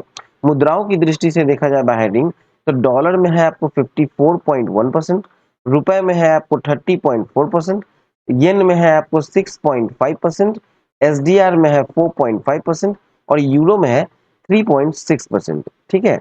ये बाह्य ऋण है टोटल, मतलब डॉलर में आपको 54.1% है, ठीक है, और रुपए में 30.4%। चलिए नेक्स्ट देखते हैं। नेक्स्ट है 2025-26 में देश के जीडीपी में वृद्धि 7.4%, एनएसओ के पहले अग्रिम अनुमान। तो 7 जनवरी 2026 को चालू वित्तीय वर्ष 2025-26 में राष्ट्रीय आय संबंधी जो पहला अग्रिम अनुमान है वो राष्ट्रीय सांख्यिकी कार्यालय एनएसओ के द्वारा जारी किए गए। देखा जाए तो सकल घरेलू उत्पाद मतलब जीडीपी, जीडीपी अगर रुपए लाख करोड़ में देखा जाए तो 2011-12 को स्थिर मूल्य के आधार पर देखें तो अभी जो 7 जनवरी का डाटा, 7 जनवरी 2026 के पहले का अग्रिम अनुमान है 201.9 शून्य, ठीक है, 201.9 शून्य है लाख करोड़ में, जो कि 7.4% की वृद्धि है, ठीक है। प्रचलित मूल्यों में देखा जाए तो 357.4 है, जो कि 8 लाख करोड़ की वृद्धि है, ठीक है। इस तरह से देखा जाए तो प्रति व्यक्ति आय में देखिए हम लोग, तो जो प्रति व्यक्ति आय अभी 7 जनवरी 2026 के पहले अग्रिम अनुमान में है 1,21,968, ठीक है। ये 2011-12 के स्थिर मूल्य पर है, और प्रचलित मूल्यों पर देखें तो 2,19,575 है, ठीक है। चलिए नेक्स्ट देखते हैं। इसमें आगे है कि पहले अग्रिम अनुमान में जो स्थिर मूल्यों पर जो 2011-12 के मूल्य पर स्तर पर है 2025-26 में सकल मूल्य संवर्धन मतलब ग्रॉस वैल्यू एडिशन में भी वृद्धि हुआ है, 7.3% रहने का अनुमान लगाया गया, ठीक है। और जो कि पूर्व वर्षों में, लेकिन 2024-25 में जीवीए में वृद्धि जो 6.4% रही थी, और पहले अग्रिम अनुमानों में स्थिर मूल्य पर 2025-26 में जीडीपी 201.90 लाख करोड़ तथा जीडीए 184.88 लाख करोड़ अनुमानित किया गया था। इस प्रकार 2025-26 में स्थिर मूल्यों पर उत्पादन नेट टैक्स जो है प्रोडक्शन का वो 17.4 लाख करोड़ अनुमानित था, जबकि प्रचलित मूल्य पर ये 33.66 लाख करोड़ अनुमानित है, ठीक है। चलिए नेक्स्ट देखते हैं। नेक्स्ट है कि अर्थव्यवस्था के विभिन्न क्षेत्र में मूल्य वर्धन। वित्तीय वर्ष की पहली 2 तिमाहियों में उत्पादन के आधार पर 2025-26 में विभिन्न क्षेत्र उप क्षेत्र में अर्थव्यवस्था के सकल मूल्य वर्धन यानी कि ग्रॉस वैल्यू एडिशन जो है वो 7.3% का पहला अग्रिम अनुमान आकलन है, ठीक है? यहाँ देख सकते हैं आप, जो कि प्राथमिक क्षेत्र में आता है आपको, जो प्राइमरी सेक्टर्स है, उसमें कृषि, वानिकी, मत्स्यिकी मतलब कि एग्रीकल्चर, फॉरेस्ट्री, फिशिंग ये सब आता है। साथ में खनन, उत्खनन यानी माइनिंग और केयरिंग भी आता है। ठीक है? इसमें देखा जाए तो आपको पहला जो है कृषि वाला सेक्टर मतलब एग्रीकल्चर, फॉरेस्ट्री और फिशिंग में देखा जाए तो 7 जनवरी में है वो 2.7, ठीक है? 2.7% है अग्रिम अनुमान। और खनन वाले में है नहीं, इसमें है हाँ 2.7 टोटल है प्राइमरी सेक्टर का, जिसमें एग्रीकल्चर का आता है 3.1, ठीक है? एग्रीकल्चर, फिशिंग, फॉरेस्ट्री में। और वहीं आपको खनन में आता है 0.7%, ठीक है? जीबीए फिर आपको देखा जाए, ये सारे लिस्ट है आपको दिया गया है। जीबीए आपको यहाँ देखिए 7.4% है। आपको क्या जीडीपी जीडीपी 7.4% और जीबीए हो गया 7.3% की मान रहने का संभावना है। चलिए नेक्स्ट देखते हैं। नेक्स्ट है कि राज्यों में निर्यात तैयारियों के संबंध में नीति आयोग के वर्ष 2024 के निर्यात तैयारी सूचकांक महाराष्ट्र का शीर्ष स्थान। तो 14 जनवरी को राज्यों के निर्यात तैयार एवं तत्परता मूल्यांकन हेतु सभी राज्यों के लिए निर्यात तैयारी सूचकांक यानी एक्सपोर्ट प्रिपेयर्डनेस इंडेक्स का चौथा संस्करण नीति आयोग के द्वारा जारी किया गया है, ठीक है? और इसी मानकों के आधार पर देखा जाए तो विभिन्न राज्यों केंद्र शासित क्षेत्रों के लिए निर्यात तैयारी सूचकांक के मान मान जो है मान इनकी रैंकिंग संलग्न तालिका में दिखाई गई है, जो कि इस प्रकार है। देखें तो विभिन्न राज्यों के निर्यात तैयारी सूचकांक यानी ईपीआई जो है उनकी रैंकिंग दी गई है बड़े राज्यों में। तो बड़े राज्यों में पहले आता है आपको महाराष्ट्र 1 नंबर पे, जो कि लीडर यानी अग्रणी में आता है। यहाँ ईपीआई स्कोर है 68.01%, 68.01%, ठीक है? 01 है, परसेंट नहीं है, ठीक है? ईपीआई स्कोर है 68.01। आपको तमिलनाडु दूसरे स्थान पे है 64.41 मूल्य के ईपीआई स्कोर के साथ। गुजरात तीसरे स्थान पे है, उत्तर प्रदेश चौथे, आंध्र प्रदेश पांचवें, कर्नाटक छठे, पंजाब सातवें स्थान पे, जिसमें आपको बिहार है आपको 46.31 के साथ 16वें स्थान पर, जिसको आकांक्षी कहा जाता है, एस्पायरर कहा जाता है, ठीक है? अब आप देखिए छोटे राज्य में, जो कि पूर्वोत्तर राज्य और केंद्र शासित प्रदेश में देखा जाए तो उसमें आपको उत्तराखंड सबसे ऊपर है 52.07 के साथ, ठीक है? और आपको जम्मू कश्मीर दूसरे स्थान पे है, नागालैंड तीसरे स्थान पे, दादर और नागर हवेली और दमन दीव चौथे स्थान पे, गोवा पांचवें स्थान पे, त्रिपुरा छठे स्थान पे, ठीक है? ये पूरा लिस्ट आपको दिया गया है। दिल्ली आपको 12वें स्थान पर है, ठीक है? चलिए नेक्स्ट देखते हैं। नेक्स्ट है आपको अमेरिकी टैरिफ के बावजूद अप्रैल-दिसंबर 2025 में भारत के कुल निर्यात में 4.33% की वृद्धि। देखा जाए तो 15 जनवरी को चालू जो वित्तीय वर्ष है 2025-26 के पहले 9 महीनों में, यानी कि अप्रैल से लेकर दिसंबर 2025 में जो भारत के विदेशी व्यापार अंतिम आंकड़े हैं, वो वाणिज्य मंत्रालय के द्वारा जारी किए गए हैं, ठीक है? और विदेशी व्यापार के इन आंकड़ों में केवल वस्तुगत व्यापार के आंकड़े ही शामिल हैं। सेवाओं के व्यापार के आंकड़े इसमें शामिल नहीं है। ठीक है? देखिए, ये आपको जो डेटा दिया गया है वस्तुगत व्यापार और सेवाओं के व्यापार, देखिए भारत का विदेशी व्यापार जो है वो वस्तुगत व्यापार एवं सेवा व्यापार, जो कि आंकड़े दिए गए हैं अरब डॉलर में, जहाँ अप्रैल से लेकर दिसंबर तक में, जो कि देखिए 2 साल का कंपैरिजन है आपको 2024-25 और 25-26 का। देखिए निर्यात जो हुआ था 2024-25 में वो 322.41 अरब डॉलर का था, जो कि 2025 में 330.29 अरब डॉलर का हो गया, मतलब 2.44 अरब डॉलर का वृद्धि हुआ है, ठीक है? 2.44% का वृद्धि हुआ है, ठीक है? वही इंपोर्ट में देखा जाए तो चार जो कि 546.36 अरब डॉलर का था वस्तुगत व्यापार में, वो अब 578.61 अरब डॉलर हो गया, यानी 5.83% का वृद्धि है। जो कि ट्रेड बैलेंस है, ट्रेड बैलेंस यानी व्यापार शेष, वो 248.42 नेगेटिव में है, ठीक है? अब देखिए सेवाओं का व्यापार देखें हम लोग ट्रेडिंग सर्विस में, तो निर्यात मतलब जो प्राप्तियां हैं, जो कि वो 303.97 है, ठीक है? जो कि पहले आपको था 285.53, यानी इसमें 15.91% की प्राप्तियां में वृद्धि हुई है, ठीक है? अब देखिए आयत में जो कि भुगतान किया गया, तो भुगतान जो है पहले 150.01 था और अभी 152.23 दिखाया गया है, मतलब 1.48% का वृद्धि हो गया है, ठीक है? सेवाओं में जो निवल प्राप्तियां हैं, उसमें देखा जाए तो पहले 132.52 था, अभी 151.74 हो गया है अरब डॉलर में, ठीक है? आगे देखें तो वस्तुओं और सेवाओं का व्यापार मतलब foreign trade in goods and services में देखा जाए, foreign trade in goods and services, जो कि वस्तुओं और सेवाओं का कुल निर्यात है, आपको पहले था 607.93 और अभी है 634.26 अरब डॉलर का, जो कि 4.33% का वृद्धि है इसमें।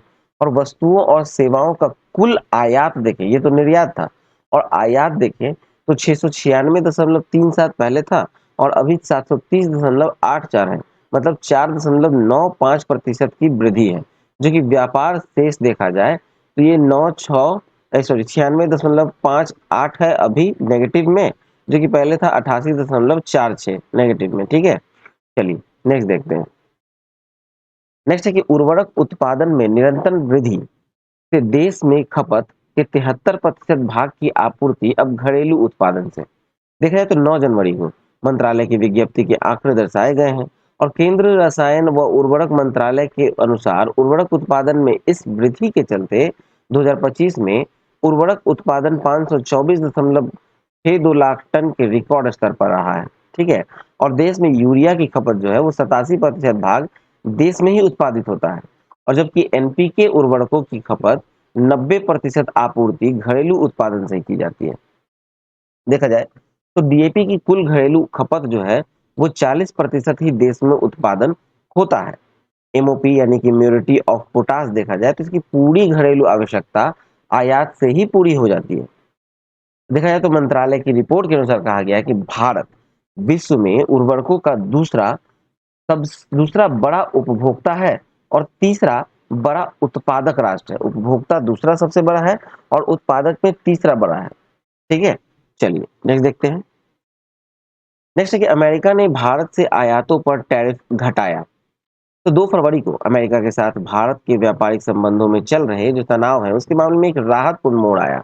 कब? जब अमेरिका के राष्ट्रपति डोनाल्ड ट्रंप ने भारत के आयातों पर अप्रैल 2026 से आरोपित जो 25% पारस्परिक टैरिफ था उसको समाप्त किया गया और इसे पहले के जैसा सामान्य 18% पर लाने की घोषणा की गई। ठीक है, पहले 18% था, अभी 25% अप्रैल में कर दिया गया था, लेकिन फिर उसको घटा दिया गया है और अब आयातों को फिर से सामान्य 18% पर लाने की घोषणा की गई है।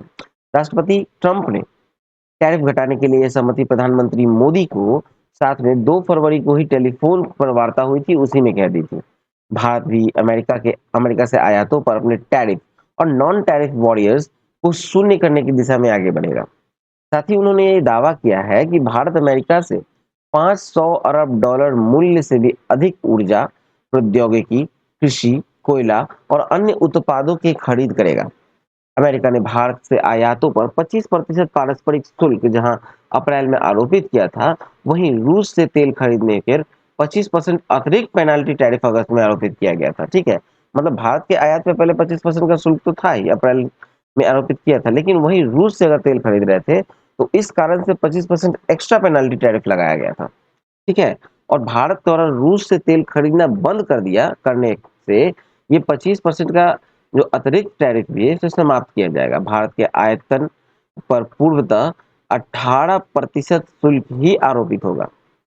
प्रधानमंत्री मोदी व अमेरिकी राष्ट्रपति डोनाल्ड ट्रंप के बीच जो हुई सहमति के कार्यान्वयन के पश्चात भारत से आयातों पर अमेरिकी टैरिफ 18%, चीन, पाकिस्तान, बांग्लादेश, वियतनाम, इंडोनेशिया आदि देशों से होने वाले जो आयात है उस पर लगे जो टैरिफ भी कम हो जाएंगे।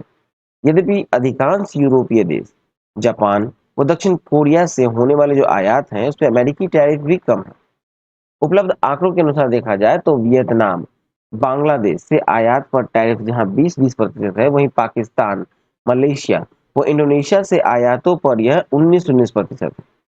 इसके विपरीत यूनाइटेड किंगडम से होने वाले जो आयात पर यह 10% ही है, जबकि यूरोपीय संघ, स्विट्जरलैंड, जापान और दक्षिण कोरिया से जो आयात होता है उस पर 15% है।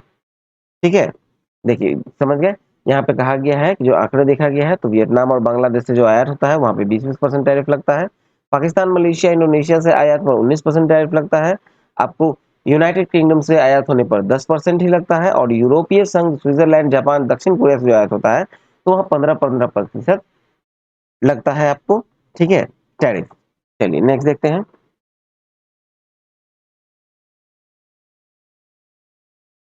नेक्स्ट है यूरोपीय संघ के साथ भारत का सबसे बड़ा स्वतंत्र व्यापार समझौता, mother of all trade deals. तो 27 जनवरी 2026 को नई दिल्ली में भारत और यूरोपीय संघ के एक ऐतिहासिक स्वतंत्र व्यापार समझौता यानी फ्री ट्रेड एग्रीमेंट को अंतिम रूप दिया गया। इस समझौते के लिए 18 वर्ष से चल रही वार्ता के पूर्ण होने की घोषणा प्रधानमंत्री मोदी ने यूरोपीय संघ की ओर से यूरोपीय संघ के अध्यक्ष एंटोनियो कोस्टा और यूरोपीय आयोग अध्यक्ष उर्सुला वॉन डेर लेyen ने 27 जनवरी को दी। 18 वर्ष पूर्व मतलब 28 जून 2007 को ब्रुसेल्स यानी बेल्जियम के ब्रुसेल्स में प्रारंभ हुआ था, जो कि मतभेदों के कारण 2013 में रुक गई थी। 9 वर्ष के अंतराल के पश्चात 17 जून 2022 को यह वार्ता पुनः प्रारंभ हुई, जिसके सफल समापन की घोषणा 27 जनवरी 2026 को नई दिल्ली में भारत यूरोपीय संघ शिखर बैठक में की गई है। ठीक है। औपचारिक समझौता जो है औपचारिक हस्ताक्षर होने में अभी लगभग 6 माह लग सकते हैं, जिसके बाद ही ये समझौता लागू होगा। Mother of all trade deals कहे जा रहे स्वतंत्र व्यापार समझौते से भारत में यूरोप संघ के 1.9 अरब जनसंख्या के लिए महत्वपूर्ण लाभ लेकर आएगा। ठीक है।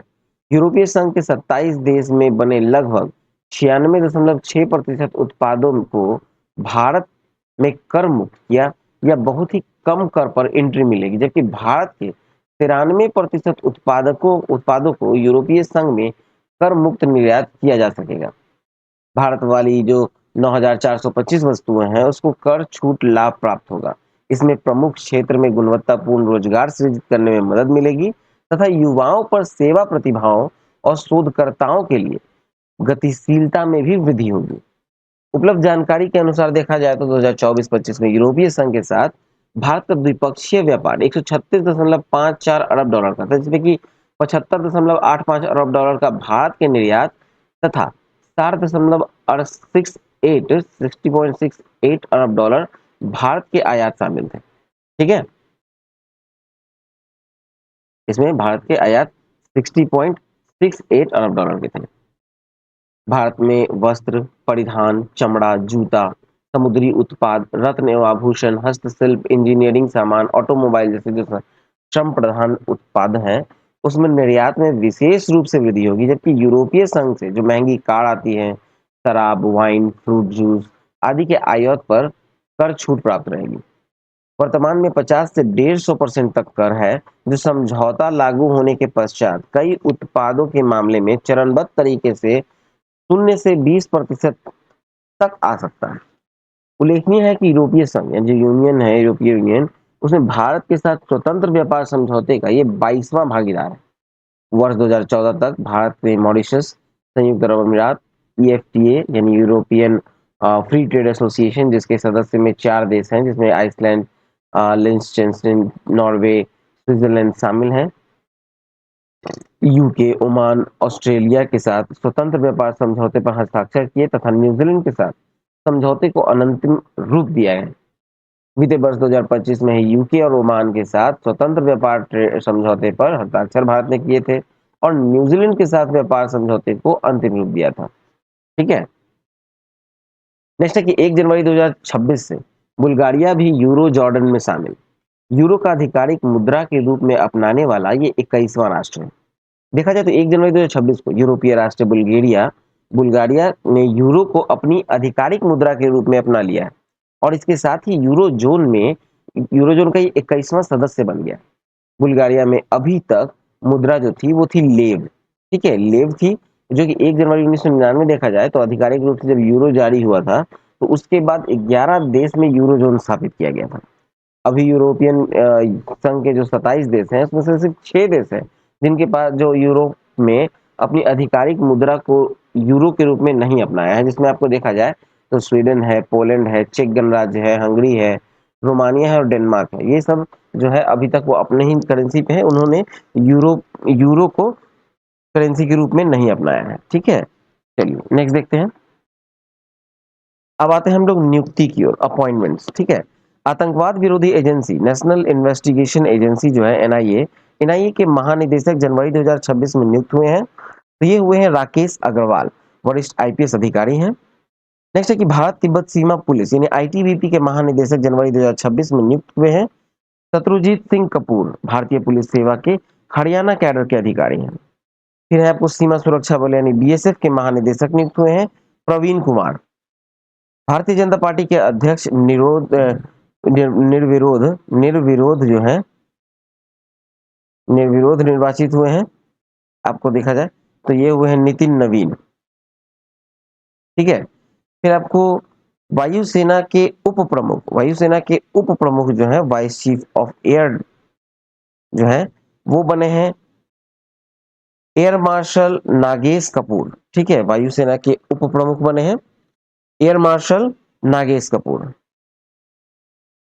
डीडी न्यूज के महानिदेशक नियुक्त किए गए हैं ममता वर्मा। डीडी न्यूज के महानिदेशक ममता वर्मा जो कि भारतीय सूचना सेना के वरिष्ठ अधिकारी।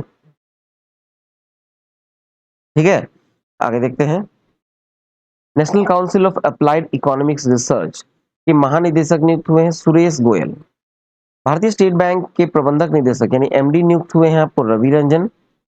राष्ट्रीय जनता दल के कार्यकारी अध्यक्ष बने हैं तेजस्वी यादव। पटना उच्च न्यायालय में मुख्य न्यायाधीश बने हैं जस्टिस संगम कुमार। ठीक है, जस्टिस संगम कुमार साहू। फिर आपको झारखंड उच्च न्यायालय के जो नए मुख्य न्यायाधीश बने हैं वो है आपको जस्टिस महेश शरद चंद्र। ठीक है, जस्टिस महेश चंद्र महेश शरद चंद्र। नेक्स्ट है उत्तराखंड। उत्तराखंड न्यायालय के जो मुख्य न्यायाधीश बने हैं, उत्तराखंड मुख्य न्यायालय के मुख्य न्यायाधीश कौन बने हैं तो वो जस्टिस मनोज कुमार गुप्ता। ठीक है, जस्टिस मनोज कुमार गुप्ता। चलिए नेक्स्ट देखते हैं। अब आते हैं हम लोग निधन में। माधव गॉडगिल। माधव गॉडगिल का निधन हुआ है। ये कि पद्मश्री थे 1961 में, पद्म भूषण थे 2006 में सम्मानित, और प्रख्यात पर्यावरणविद माधव गॉडगिल का 83 वर्ष की आयु में पुणे में निधन हो गया है। फिर आते हैं मनोज कोठारी। मनोज कोठारी जो है कि बिलियर्ड्स के पूर्व विश्व चैंपियन 1990 में और भारत के प्रमुख बिलियर्ड्स कोच रहे। मनोज कोठारी का 67 वर्ष की आयु में कोलकाता में निधन हो गया। फिर है सुरेश कलमाडी। सुरेश कलमाडी जो है वो कांग्रेस के वरिष्ठ नेता पूर्व केंद्रीय मंत्री सुरेश कलमाडी का 81 वर्ष की आयु में निधन हो गया। नेक्स्ट है आईएस बिंद्रा।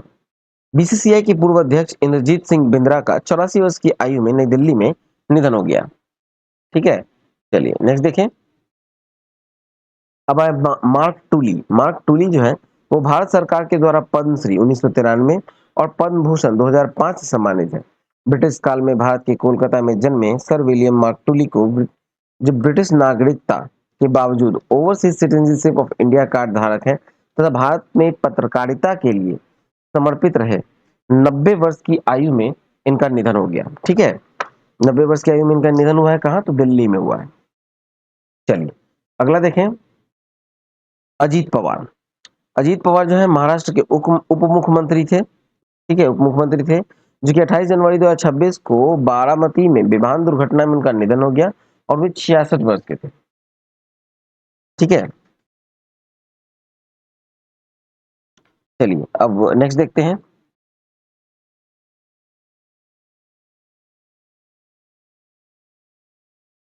अब आते हैं हम लोग पुस्तक एवं लेखक पे, बुक्स एंड राइटर्स में। घोस्ट आई के लेखक है अमिताभ घोष। फिर है मिडनाइट ट्रेन। मिडनाइट ट्रेन के लेखक है मैट हेग। ठीक है, मिडनाइट ट्रेन के लेखक है मैट हेग। चलिए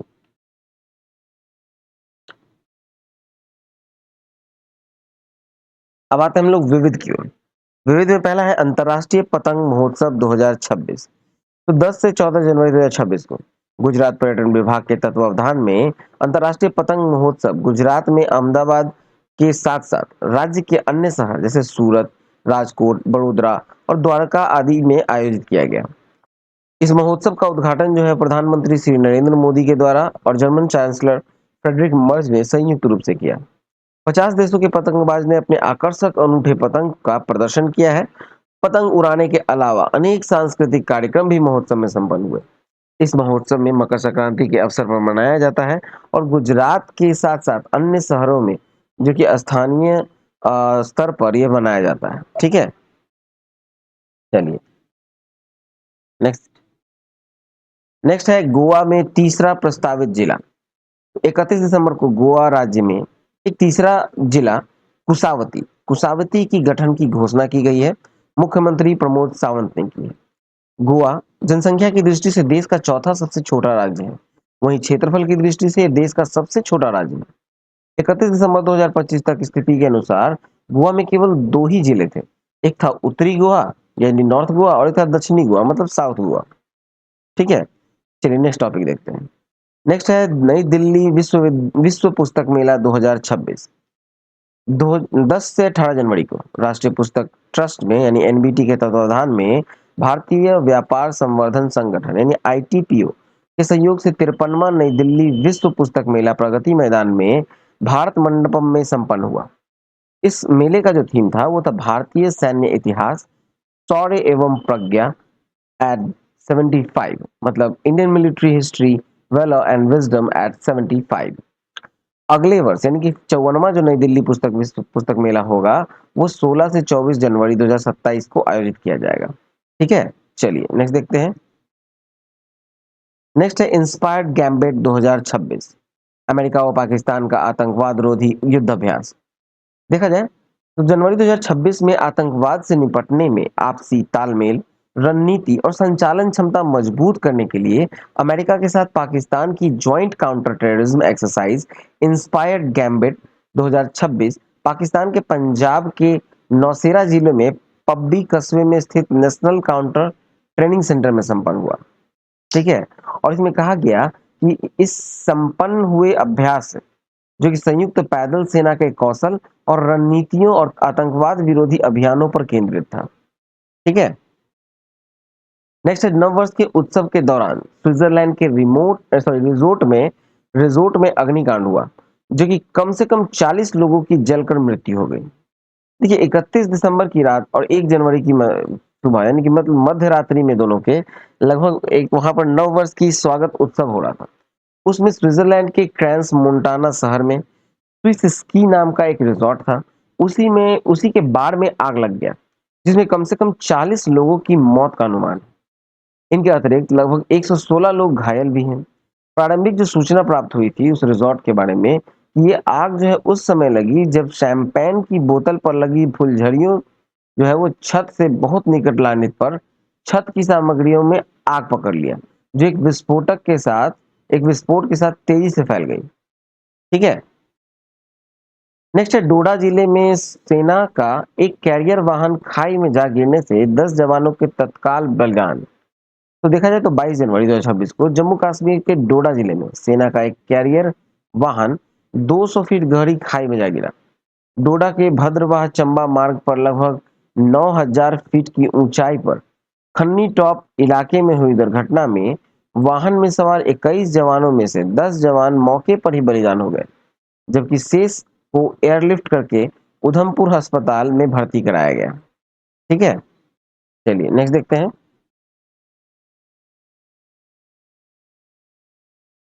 अब आते हैं हम लोग पुरस्कार सम्मान की ओर।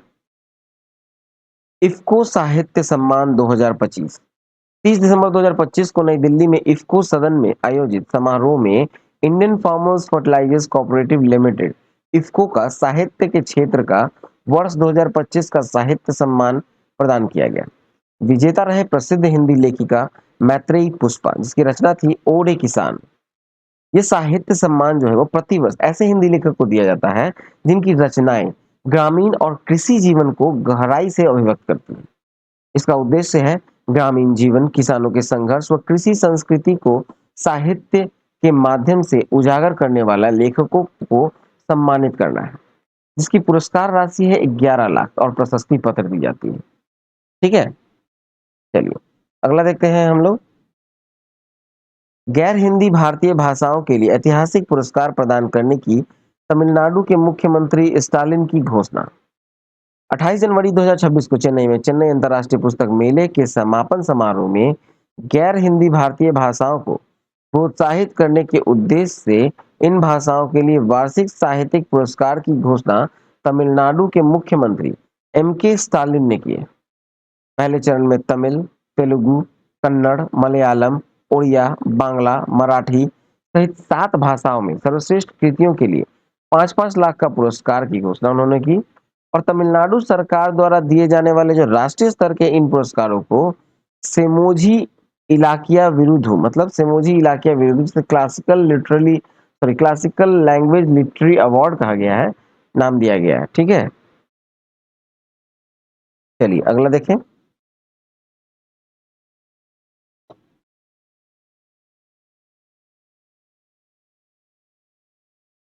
अब आते हैं गोल्डन ग्लोब पुरस्कार 2026। ठीक है, गोल्डन ग्लोब पुरस्कार 2026 देखा जाए तो 11 जनवरी 2026 को वर्ष 2025 में प्रदर्शित फिल्मों व टेलीविजन सीरियल्स के लिए हॉलीवुड की प्रतिष्ठित 83वां गोल्डन ग्लोब पुरस्कार का वितरण बेवरली हिल्स कैलिफोर्निया में किया गया।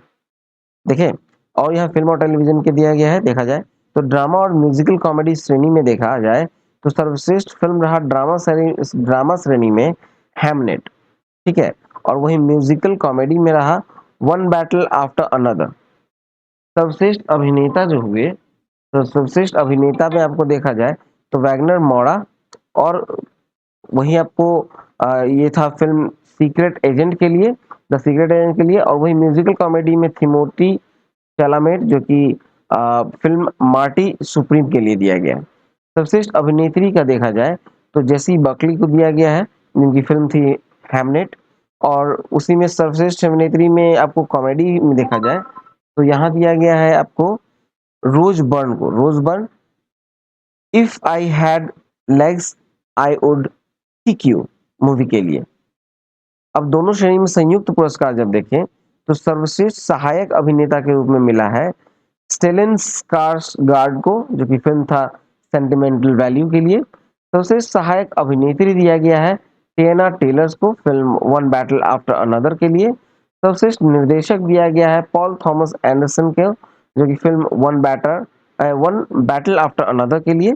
गैर अंग्रेजी भाषा में सर्वश्रेष्ठ फिल्म जो रहा वो रहा द सीक्रेट एजेंट ब्राजील का। सर्वश्रेष्ठ एनिमेटेड फिल्म रहा के पॉप डिमन हंटर्स।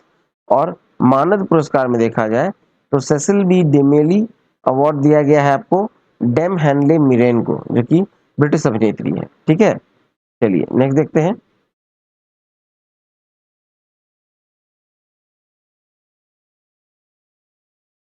वर्ष 2026 के बाफ्टा पुरस्कार के लिए film one battle after another सर्वाधिक 14 श्रेणी में पुरस्कार के लिए नामांकित।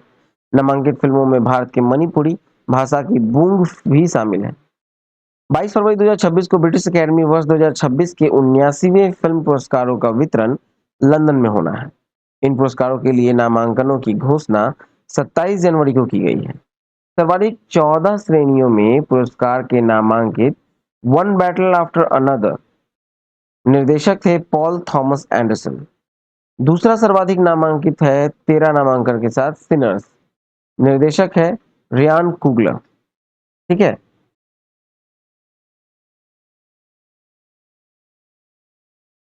विशेष उल्लेखनीय तथ्य यह है कि वर्ष 2026 के बाफ्टा पुरस्कार के तहत फरहान अख्तर और रितेश सिंघवानी द्वारा निर्देशित मणिपुरी भाषा की भारतीय बाल फिल्म बूंग, ठीक है, बूंग नाम की जो फिल्म है वो इस वर्ष सर्वश्रेष्ठ बाल एवं पारिवारिक फिल्म की श्रेणी में पुरस्कार के लिए नामांकित हुई है। ठीक है, और आपको देख सकते हैं ये था आपको बाफ्टा के लिए, बाफ्टा पुरस्कार में। चलिए अगला देखें।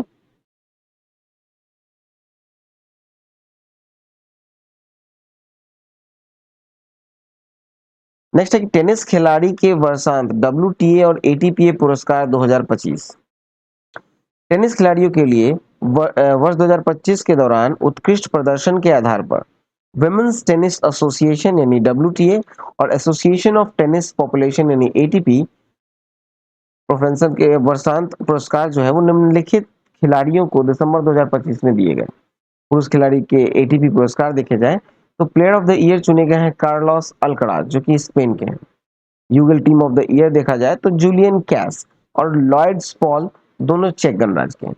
कोच ऑफ द ईयर देखा जाए तो जुआन कार्लोस फेरो और सैमुअल लोपेज को दिया गया, जो कि दोनों स्पेन के हैं, कार्लोस अल्कराज के कोच हैं। और स्टीफन एडवर्क स्पोर्ट्समैनशिप अवार्ड देखा जाए तो ये कार्लोस अल्कराज को दिया गया है, जो कि स्पेन के हैं। ठीक है, और महिला खिलाड़ियों में जो कि WTA पुरस्कार है तो प्लेयर ऑफ द ईयर चुना गया है अरियाना सवालेंका, जो कि बेलारूस की, और ये लगातार दूसरे वर्ष ये पुरस्कार इन्हें मिला। युगल टीम ऑफ द ईयर देखा जाए तो कैटरीना सिनियाकोवा को दिया गया जो कि चेक गणराज्य, और टेलर टाउनसेंड को दिया गया जो कि अमेरिका के हैं, युगल में। फिर मोस्ट इम्प्रूव्ड प्लेयर में देखा जाए तो अमांडा एनिसिमोवा को दिया गया जो कि अमेरिका के हैं, और new Qamar of the year दिया गया है विक्टोरिया मबोको जो कि कनाडा के हैं। Comeback player of the year दिया गया है बेलिंडा बेंसिक को जो कि स्विट्जरलैंड के हैं। कोच ऑफ द ईयर मिला है हेनरिक वेलेसोवर्स को दिया गया है जो कि नीदरलैंड के हैं, अमांडा एनी सिमोवा के कोच हैं। करेन क्रांसबे स्पोर्ट्समैनशिप अवार्ड ये दिया गया है जेसिका पेगुला को जो कि अमेरिका की है। ठीक है, चलिए आगे देखें। ऑस्कर पुरस्कार के लिए 16 नामांकन के साथ सिनर्स ने रचा इतिहास। 15 मार्च 2026 को वर्ष 2025 में प्रदर्शित फिल्मों के लिए सिनेमा जगत के सर्वाधिक प्रतिष्ठित ऑस्कर पुरस्कार की घोषणा होनी है। 22 जनवरी 2026 को 98वें ऑस्कर पुरस्कारों के लिए नामांकन की घोषणा लॉस एंजलिस में की गई। सर्वाधिक 16 श्रेणियों में नामांकन रिकॉर्ड सिनर्स के हुए। सिनर्स मूवी है और जिसके निर्देशक रहे थे रियान कुगलर। दूसरे स्थान पर रहा 13 श्रेणियों के नामांकन के साथ वन बैटल आफ्टर अनदर, निर्देशक हैं पॉल थॉमस एंडरसन। ठीक है, चलिए पॉल थॉमस एंडरसन। नेक्स्ट है शांति निशस्त्रीकरण एवं विकास हेतु इंदिरा गांधी पुरस्कार 2025। 20 जनवरी 2026 को पुरस्कार प्रदान करने वाले जो राष्ट्रीय ट्रस्ट इंदिरा गांधी स्मारक न्यास की ज्यूरी के अध्यक्ष हैं शिव शंकर मेनन, पूर्व राष्ट्रीय सुरक्षा सलाहकार, ने घोषणा की है। पुरस्कार के विजेता हैं ग्रासा मशेल जो कि अफ्रीका की प्रसिद्ध राजनेता, समाज सेवी और मानवाधिकार कार्यकर्ता है, जो कि अफ्रीका के 2 देशों की प्रथम महिला रह चुकी है।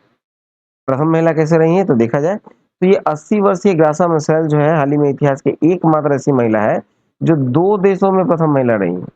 वह 1975 से 86 के दौरान मोजाम्बिक के राष्ट्रपति रहे सामोरा मार्शल की पत्नी रही थी, और उनके निधन के बाद वो दक्षिण अफ्रीका के राष्ट्रपति नेल्सन मंडेला की पत्नी भी रही थी। पुरस्कार के तहत 1 करोड़ की राशि प्रदान की जाती है। ठीक है, नेक्स्ट है अशोक चक्र, कीर्ति चक्र और शौर्य चक्र। सेना व अन्य सशस्त्र बलों के अधिकारियों जवानों के लिए बहादुरी पुरस्कारों व अन्य सैन्य अलंकारों की सूची 77वें गणतंत्र दिवस की पूर्व संध्या पर रक्षा मंत्रालय से जारी विज्ञप्ति में की गई। इसमें अशोक चक्र जो है वो शांति काल में बहादुरी के लिए सर्वोच्च पुरस्कार है। 3 कीर्ति और 13 शौर्य चक्र भी शामिल है इसमें, मतलब 1 अशोक चक्र दिया गया है, 3 कीर्ति चक्र और 13 को शौर्य चक्र शामिल है। अशोक चक्र जो 1 को मिला है वो है शुभांशु शुक्ला, जो कि जून 2025 में एक्सियम 4 मिशन पर अंतरराष्ट्रीय अंतरिक्ष स्टेशन पर जाने वाले वायुसेना के ग्रुप कैप्टन। कीर्ति चक्र में 3 लोगों को दिया गया है, मेजर अर्शदीप सिंह थल सेना के, नायब सूबेदार डोलेश्वर सुब्बा थल सेना के, और ग्रुप कैप्टन प्रशांत बालाकृष्णन नायर वायुसेना के। ठीक है, शौर्य चक्र 13 लोगों को दिया गया है। ये लिस्ट यहाँ है आपको। लेफ्टिनेंट कर्नल घाटगे आदित्य श्री कुमार थल सेना में है, मेजर अंशुल बाल्टू थल सेना के, मेजर शिवकांत यादव थल सेना के, मेजर विवेक थल सेना के, मेजर लिशंग थेम दीपक सिंह थल सेना के हैं, कैप्टन योगेंद्र सिंह ठाकुर है थल सेना के हैं, सूबेदार पीएच मोसेस हैं थल सेना के, लांस दफेदार बलदेव चंद है, मरणोपरांत दिया गया है थल सेना के, राइफलमैन मंगलेम संग वैफेई थल सेना के हैं, राइफलमैन धुरबा ज्योति दत्ता थल सेना के हैं, लेफ्टिनेंट कमांडर दिलना के थल सेना के हैं, लेफ्टिनेंट कमांडर रूपा ए नौसेना के हैं, असिस्टेंट कमांडेंट विपिन विल्सन गृह मंत्रालय के। ठीक है, चलिए नेक्स्ट देखें। अब आते हैं पद्म पुरस्कार। पद्म पुरस्कार 2026 में देखा जाए तो जनवरी 2026 में देश के स्वतंत्रता दिवस की पूर्व संध्या पर गृह मंत्रालय से जारी विज्ञप्ति में कला, सामाजिक कार्य, जनहित के मामले, विज्ञान एवं इंजीनियरिंग, व्यापार एवं उद्योग, चिकित्सा, साहित्य तथा शिक्षा, खेलकूद तथा नागरिक सेवाओं आदि के क्षेत्र में विशिष्ट उपलब्धियों के लिए 131 पद्म पुरस्कारों, 5 पद्म विभूषण, 13 पद्म भूषण, 113 पद्मश्री को घोषणा की गई है। मतलब 131 में आपको 5 पद्म विभूषण है, 13 पद्म भूषण है और 113 पद्मश्री है, उनकी घोषणा की गई है। पुरस्कृतों में 19 महिलाएं हैं, 10 विदेशी अप्रवासी भारतीय व भारतीय मूल की श्रेणी के 6 लोग इसमें शामिल। 16 लोगों को मरणोपरांत सम्मानित किया गया है।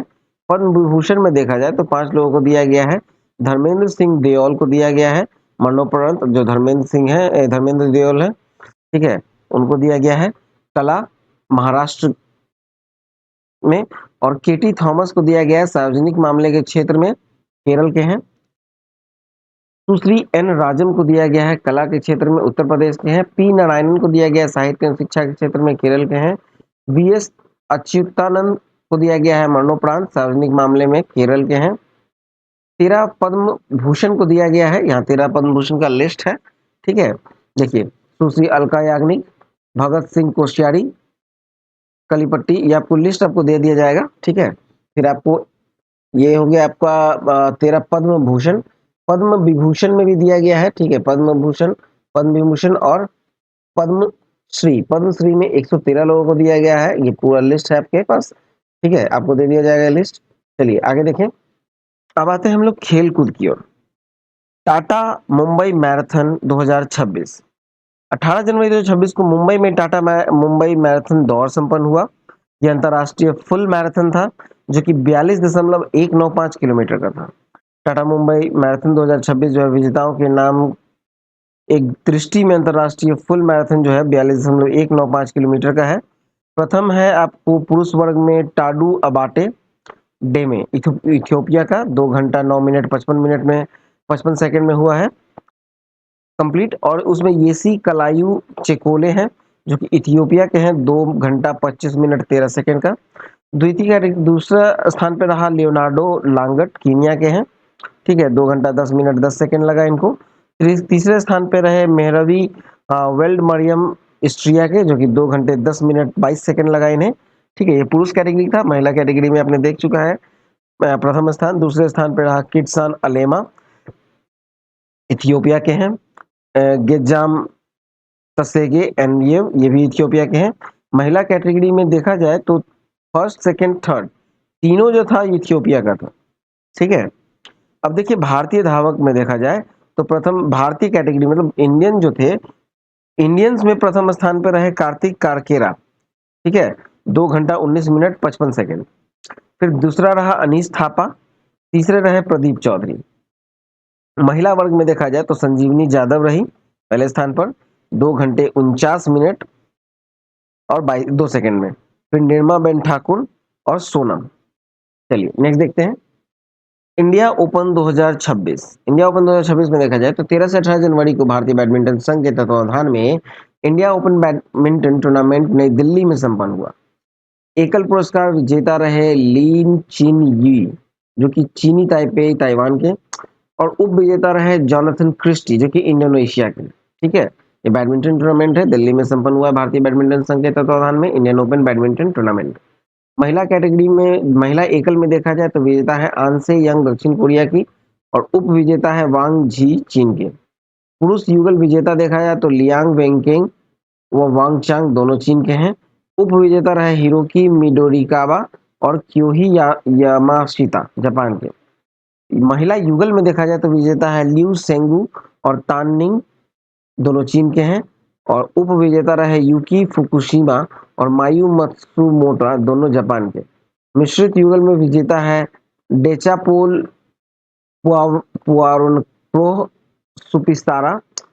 प्रोनाउंसिएशन थोड़ा सा मिस्टेक हो सकता है, उसके लिए माइंड नहीं कीजिएगा, ठीक है। चलिए नेक्स्ट देखते हैं।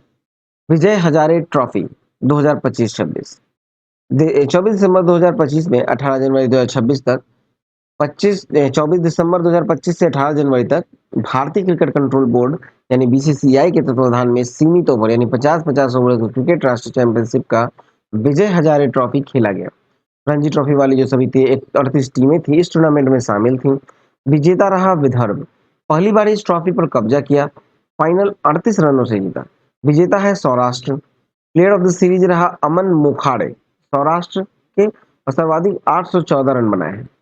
इस टूर्नामेंट में सर्वाधिक विकेट लिया है अंकुर पवार ने, जो कि सौराष्ट्र के सौराष्ट्र से हैं, 25 विकेट इन्होंने लिया है, ठीक है। भारत न्यूजीलैंड ओडीआई व टी20 श्रृंखला 2025-26, जनवरी 2026 में न्यूजीलैंड की क्रिकेट टीम ने 3 एक दिवसीय और 5 टी20 मैच की श्रृंखला खेलने के लिए भारत का दौरा किया। ओडीआई श्रृंखला विजेता रहे न्यूजीलैंड 2-1 से। भारत की धरती पर 37 वर्ष के पश्चात न्यूजीलैंड की टीम ने पहली बार ओडीआई श्रृंखला जीती है। 21 जनवरी से 5 मैचों की टी20 श्रृंखला खेली गई।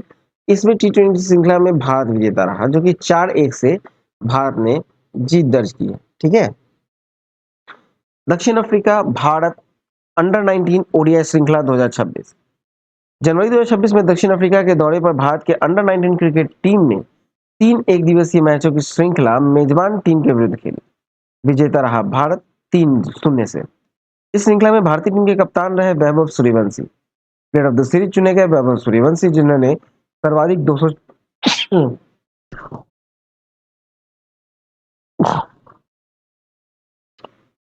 प्लेयर ऑफ द सीरीज रहे वैभव सूर्यवंशी, जो कि भारत के हैं, और सर्वाधिक 206 रन बनाया। ऑस्ट्रेलिया इंग्लैंड एसेस श्रृंखला 2025-26। 21 नवंबर 2025 को 21 नवंबर 2025 से 8 जनवरी 2026 के दौरान इंग्लैंड ऑस्ट्रेलिया के बीच ऑस्ट्रेलिया में 5 मैचों की टेस्ट श्रृंखला खेली गई। विजेता रहा ऑस्ट्रेलिया 4-1 से। प्लेयर ऑफ द सीरीज चुने गए मिशेल स्टार्क, ऑस्ट्रेलिया के हैं, और 31 विकेट इन्होंने लिए थे। श्रृंखला में सर्वाधिक रन जो बना है वो बना है ट्रेविस हेड के द्वारा, 629 रन बनाया इन्होंने श्रृंखला में। ठीक है, चलिए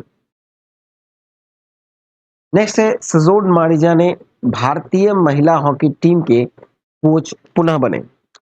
जनवरी 2026 में नीदरलैंड के अनुभवी हॉकी कोच सजोड मारिजा ने एक बार पुनः भारत की महिला हॉकी टीम के मुख्य कोच बनाए गए। इस पद पर हरेंद्र सिंह, जिन्होंने दिसंबर की प्रारंभ में त्याग पत्र दिया था, और स्थान मारिजा ने लिया है। सजोड मारिजा ने इससे पूर्व जो देखा जाए तो 2017 से 21 के दौरान भारत की महिला हॉकी टीम के कोच ये रह चुके हैं, पहले भी रह चुके हैं। ठीक है, 17 से 21 तक, 2017 से लेकर 2021 तक। नेक्स्ट है ब्रिस्बेन इंटरनेशनल टेनिस 2026। तो ये 5 से 11 जनवरी को हुआ, ब्रिस्बेन में हुआ, ऑस्ट्रेलिया में, और ब्रिस्बेन इंटरनेशनल टेनिस टूर्नामेंट 2026 संपन्न हुआ। महिला एकल में विजेता रहा अरियाना सबालेंका, रही विजेता बेलारूस की। ठीक है, और उप विजेता रहे मार्ता कोस्त्याव यूक्रेन के। पुरुष एकल में जो विजेता है वो है डेनियल मेदवेदेव रूस के, और ब्रेंडन नाकासीमा अमेरिका के उप विजेता रहे। ठीक है, चलिए 72वीं सीनियर राष्ट्रीय चैंपियनशिप रेलवे व केरल विजेता। तो 4 से 11 जनवरी 2026 को वॉलीबॉल फेडरेशन ऑफ इंडिया के तत्वाधान में 72वीं सीनियर राष्ट्रीय वॉलीबॉल चैंपियनशिप का आयोजन वाराणसी में हुआ। इस चैंपियनशिप में पुरुष वर्ग खिताब विजेता रहे रेलवे, और महिला वर्ग खिताब विजेता रहा केरल। नेक्स्ट है दिल्ली के आर्यन वार्ष्णेय, भारत के 92वां ग्रैंड मास्टर। 16 जनवरी 2026 को दिल्ली के 21 वर्षीय आर्यना वार्ष्णेय आर्मेनिया में आधुनिक मार्गरियन मेमोरियल शतरंज में अपना तीसरा ग्रैंड मास्टर नॉर्म हासिल करके ग्रैंड मास्टर खिताब हासिल कर लिया। ठीक है, नेक्स्ट है महिलाओं व पुरुषों की सीनियर राष्ट्रीय मुक्केबाजी चैंपियनशिप। 4 से 10 जनवरी 2026 को पुरुषों और महिलाओं की सीनियर राष्ट्रीय मुक्केबाजी चैंपियनशिप का आयोजन ग्रेटर नोएडा में हुआ। पुरुष वर्ग में सेना की ही दबदबा रहा, और 10 में से 9 स्वर्ण पदक सेना ने मुक्केबाजी में जीते। सभी स्वर्ण पदक विजेता के नाम हैं। पुरुष कैटेगरी में 51 किलोग्राम में फ्लाईवेट में विश्वनाथ सुरेश। ठीक है, फिर आपको 54 किलोग्राम में जो है बैंटमवेट में जदुमनी सिंह, ठीक है, जो एसएसएसबी के हैं। फिर 60 किलोग्राम लाइट वेट में रहे खुशबुद्दीन, 67 किलोग्राम वेल्टरवेट में रहे आदित्य प्रताप, 71 किलोग्राम में हितेश गुलिया, 75 किलोग्राम में सुमित कुंडू, और 80 किलोग्राम में रहे अंकुश, 86 किलोग्राम में रहे लोकेश, और 92 किलोग्राम हैवीवेट में रहे हर्ष चौधरी राजस्थान के, और 92 से प्लस किलोग्राम जो सुपर हैवीवेट रहे उसमें नरेंद्र रहे। ठीक है, ये पुरुष कैटेगरी का था। और महिला कैटेगरी में देखा जाए जो स्वर्ण पदक विजेता हैं 45 से 48 किलोग्राम जो कि मिनिमम वेट होता है, उसमें मीनाक्षी हुडा पुलिस कैटेगरी से। फिर 48 से 51 किलोग्राम फ्लाईवेट में निखिल जरीन तेलंगाना के। 51 से 54 किलोग्राम में आपको प्रीति पवार सेना की है। फिर 54 से 57 किलोग्राम वेदरवेट में आपको प्राची है। ठीक है, इस तरह लिस्ट दिया गया है। 81 से ऊपर जो हैवी वेट में रही है वो है अल्फिया खान, जो कि रेलवे की है। ठीक है, चलिए नेक्स्ट देखें। आगे हम लोग देखते हैं इसका नेक्स्ट टॉपिक। नेक्स्ट है राष्ट्रीय निशानेबाजी चैंपियनशिप 2025-26। तो देखा जाए तो दिसंबर जनवरी 2026 में national rifle association of India के तत्वावधान में 68वीं नेशनल शूटिंग चैंपियनशिप 2025 का आयोजन दिल्ली व भोपाल में हुआ। इसमें राइफल, पिस्टल, शॉटगन और स्पर्धाएं शामिल थी। इसमें ओवरऑल चैंपियनशिप हरियाणा 31 स्वर्ण, 13 रजत, 16 कांस्य सहित कुल 60 पदक जीते हैं। दूसरा स्थान पे रहा महाराष्ट्र, 24 स्वर्ण, 9 रजत, 9 कांस्य का रहा। तीसरा स्थान रहा राजस्थान का, 15 स्वर्ण, 15 रजत और 21 कांस्य का रहा। नेशनल चैंपियनशिप के साथ ही civilian category deaf national championship व पैरा शूटिंग स्पर्धाएं भी उपयुक्त आयोजन में संपन्न हुई हैं। ठीक है। Civil category Uttar Pradesh, civil category में देखा जाए पहला उत्तर प्रदेश जो कि 11 स्वर्ण, 8 रजत, 6 कांस्य सहित कुल 25 पदक जीते। दूसरे स्थान पर रहा मध्य प्रदेश सिविल कैटेगरी में। डीफ नेशनल चैंपियनशिप में देखा जाए तो पहले स्थान पे है महाराष्ट्र, 6 स्वर्ण, 2 रजत और 5 कांस्य पदक के साथ। और दूसरे स्थान पे है उत्तराखंड। पैरा शूटिंग में है पहले स्थान पे राजस्थान, 9 स्वर्ण, 6 रजत और 5 कांस्य पदक के साथ। दूसरे स्थान पे है उत्तर प्रदेश। ठीक है। सभी श्रेणी में मिलाकर जो ओवरऑल चैंपियनशिप में रहा 40 स्वर्ण, 30 रजत और 35 कांस्य के साथ कुल 105 पदक जो हासिल किया है वो हरियाणा ने अपने नाम कर लिया। और महाराष्ट्र दूसरे स्थान पर और राजस्थान तीसरे स्थान पर ओवरऑल कैटेगरी में रहा। ठीक है। नेक्स्ट है पद्म अलंकार 2026 से सम्मानित 9 खिलाड़ी खेल प्रशिक्षक। तो वर्ष 2026 में 77वें गणतंत्र दिवस के अवसर पर जो 131 हस्तियों को पद्म पुरस्कार प्रमाणित किया गया है, इसमें से विभिन्न खेलों की विशिष्ट उपलब्धियों मिले 5 खिलाड़ी और 4 प्रशिक्षक शामिल हैं। इनके नाम देखा जाए तो पद्म भूषण दिया गया है विजय अमृतराज को जो कि टेनिस से है। पद्म श्री दिया गया है रोहित शर्मा, हरमनप्रीत कौर, सविता पूनिया हॉकी की है, प्रवीण कुमार आपको पैरा हाई जंपर, भगवान दास रैकवार जो कि बुंदेली युद्ध कला से है, के पजानिवेल सिवलम के प्रशिक्षक हैं, बलदेव सिंह हॉकी के प्रशिक्षक हैं, व्लादिमीर मेस्टाविशविली जो कि जॉर्जिया के हैं कुश्ती कोच है, मरणोपरांत इन्हें दिया गया है पद्मश्री। ठीक है। चलिए नेक्स्ट देखते हैं। तो चलिए ये वीडियो यहाँ समाप्त हुआ। आई होप आपको अच्छा लगा हो। तो प्लीज वीडियो को लाइक कीजिएगा, दोस्तों में शेयर कीजिएगा, चैनल को सब्सक्राइब नहीं किया है तो सब्सक्राइब कर लीजिएगा। बहुत जल्दी इसका पीडीएफ जो है हम आपको टेलीग्राम पर ही दे देंगे। ठीक है। इस बार आपको वेबसाइट पे नहीं बल्कि टेलीग्राम पर ही इसका पीडीएफ मिल जाएगा। तो चलिए मिलते हैं नेक्स्ट वीडियो में। All the best and thank you for watching exam world.